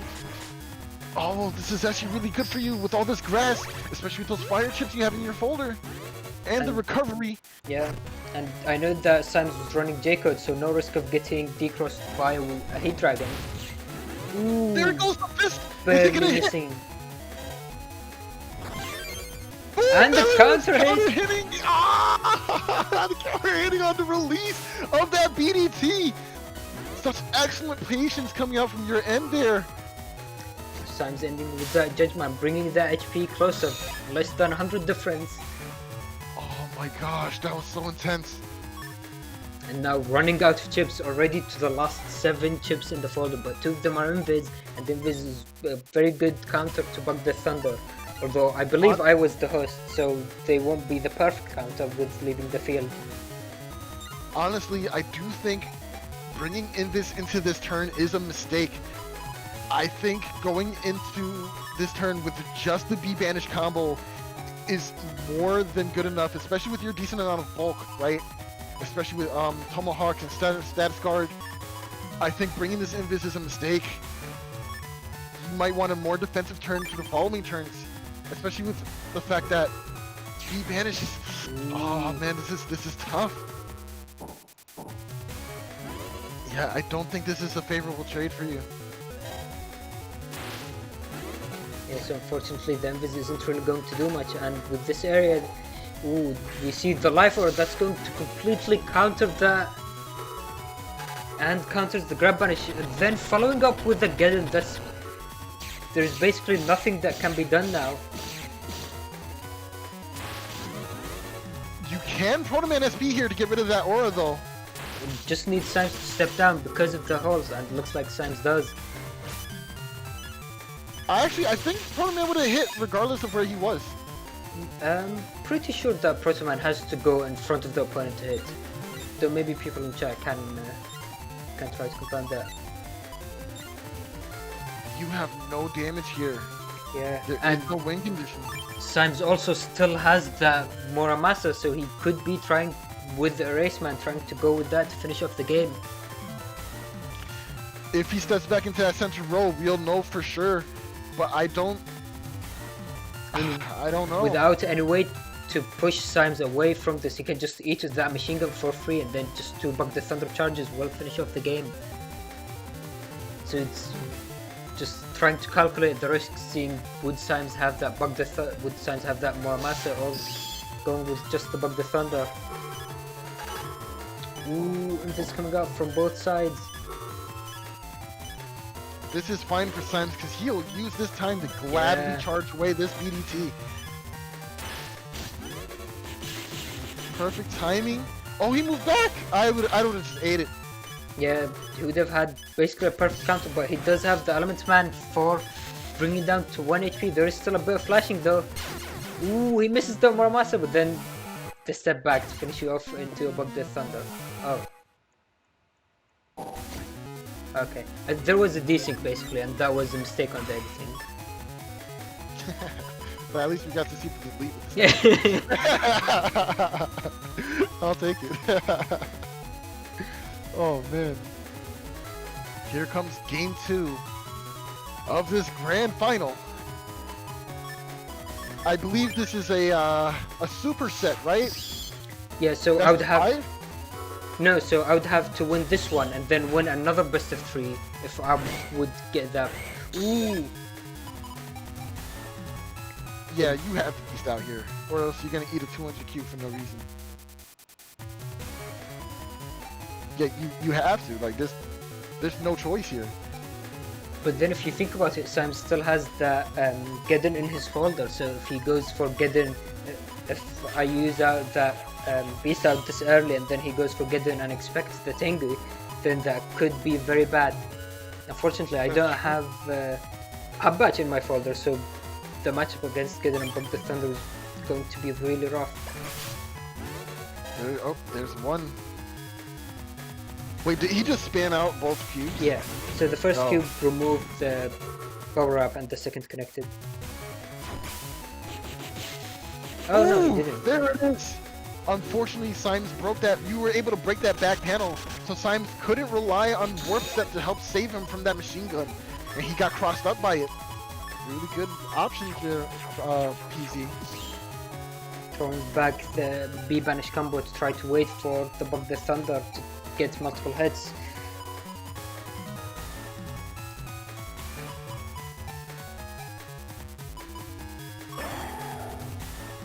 There it is. The Beast Out is coming. I definitely think Symes crosses here, at least to Tomahawk, if anything. He does have a couple of broken panels. Nah, maybe not Tomahawk, because he can't line up those charge shots as much as he wants to. So, what would he go into? Yeah, especially with the threat of all that fire, going Tomahawk here would be kind of a mistake. So does he Beast Out, is the question. Or does he go Aqua here? I mean, he could still try to go for the anger play, but I don't think his... I guess Groundman SP would be a very good candidate for that. But with Warp Step, yeah, so he is going to ground because he doesn't really need it into the late game. He can just hold on to it. But we'll see. Ooh, the race man will be denied by the barrier 200, though that will remove the invis. However, this will need to be a double hit here, which you get into. Oh, nice. Some great, excellent damage coming out from you here. Oh, and we see a meteor knuckle. Will you go for it? Will you area grab into meteor knuckle here? There it is. Area grab meteor knuckle. You know you want to. The problem is that it will still do 4 hits because Symes can't step back. So regardless of if he moves up or down or the area grab is used, it's going to be average for area. So it might be better to try to wait for the max area, then go into that. Actually, no. If he's okay, he can step back, right? That's what we're okay. Yeah. And now he went into Beast Over, so into Beast out, and has that Bug the Thunder already, even without Dusting.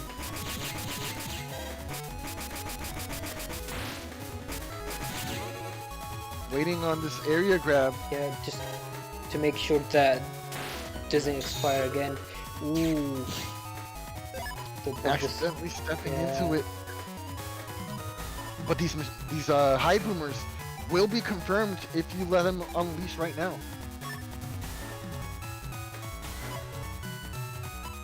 Now since Symes has that Bug the Thunder out, all he needs to do is just basically play defensively until the Bug the Thunders give that game.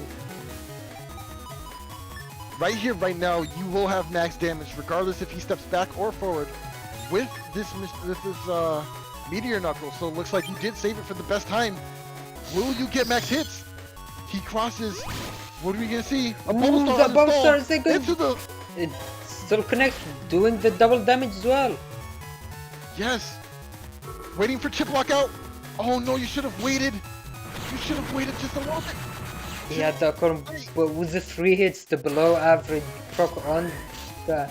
Ooh, and both Bug the Thunders connect, dealing massive damage. Oh, and you land on it! Yeah, that's a tomahawk, man. That's a tomahawk. But this leaves you vulnerable to a fire follow-up. Oh, man, that's rough. You land right on top of the ball, man. That's crazy. Now we see that B-Banish, which was thrown away at the start of the game, so we're already the folders running low and Symes have the anti-damage, but the Bubble Star, ooh, then using... Life Orb can be cleared by High Boomer though. But Symes might be hip to that and just camp that roll that he's in right now. Yes, he's not moving. He knows that you can chip charge and he sees that you're not going for charges.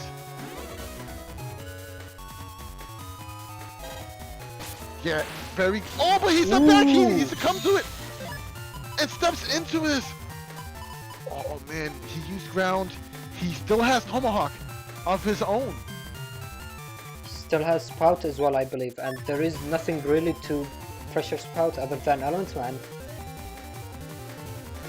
Oh jeez, dude, this is so close. But you're so low on HP. Literally a Muramasa and an Erase Man, or Erase Man into Muramasa can seal this game. Man, Symes can sneeze and end the game, man. Like, yeah, just a single Bug the Thunder, Elements Man and Bug the Thunder. There's so many things inside. Just Grandman SP is even enough to finish that game. In light of that, you definitely bring this here invisible to try and prevent that.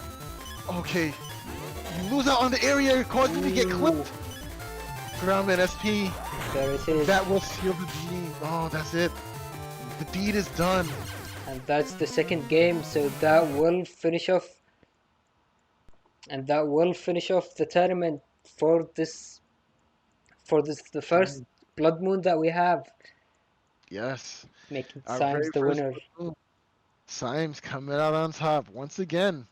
You know, not surprising either, because Symes has been a champion winner or a major winner from some past events.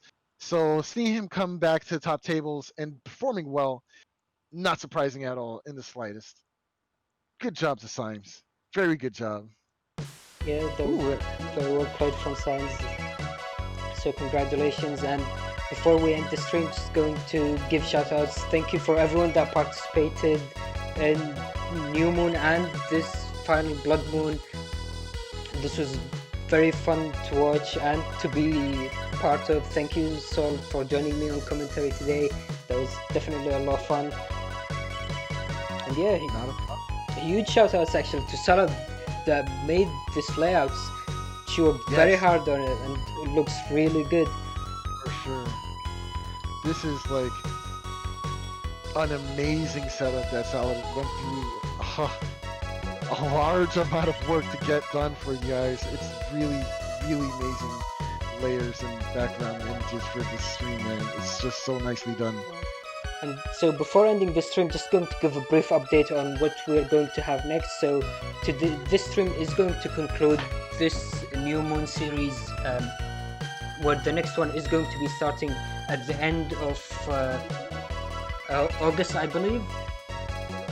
But so it will be 3 to 4 weeks break, and the next format we're going to have for that is going to be a new format called Freaky Friday, which is basically you don't need to submit your own setup. The way that's going to work is that we're going to have the setups assigned from previous new moons. So this is including this new moon and the one from 2019, which we did last time. And you don't have to submit anything, just going to have the folders assigned to you, and I believe there will be a choice between 2 folders. But before that, we're going to have luckytyphlosion starting his own format, doing that with tournament. The format is going to be reverse weakness, which is basically what it sounds like. You're going to be playing against your opponent with the reverse elements. So for example, aqua chips will decross fire crosses. So make sure to stay tuned for more information on that. And yeah, thank you everyone for watching. Hope you've enjoyed all of these streams, and we'll see you soon. Take care. Goodbye.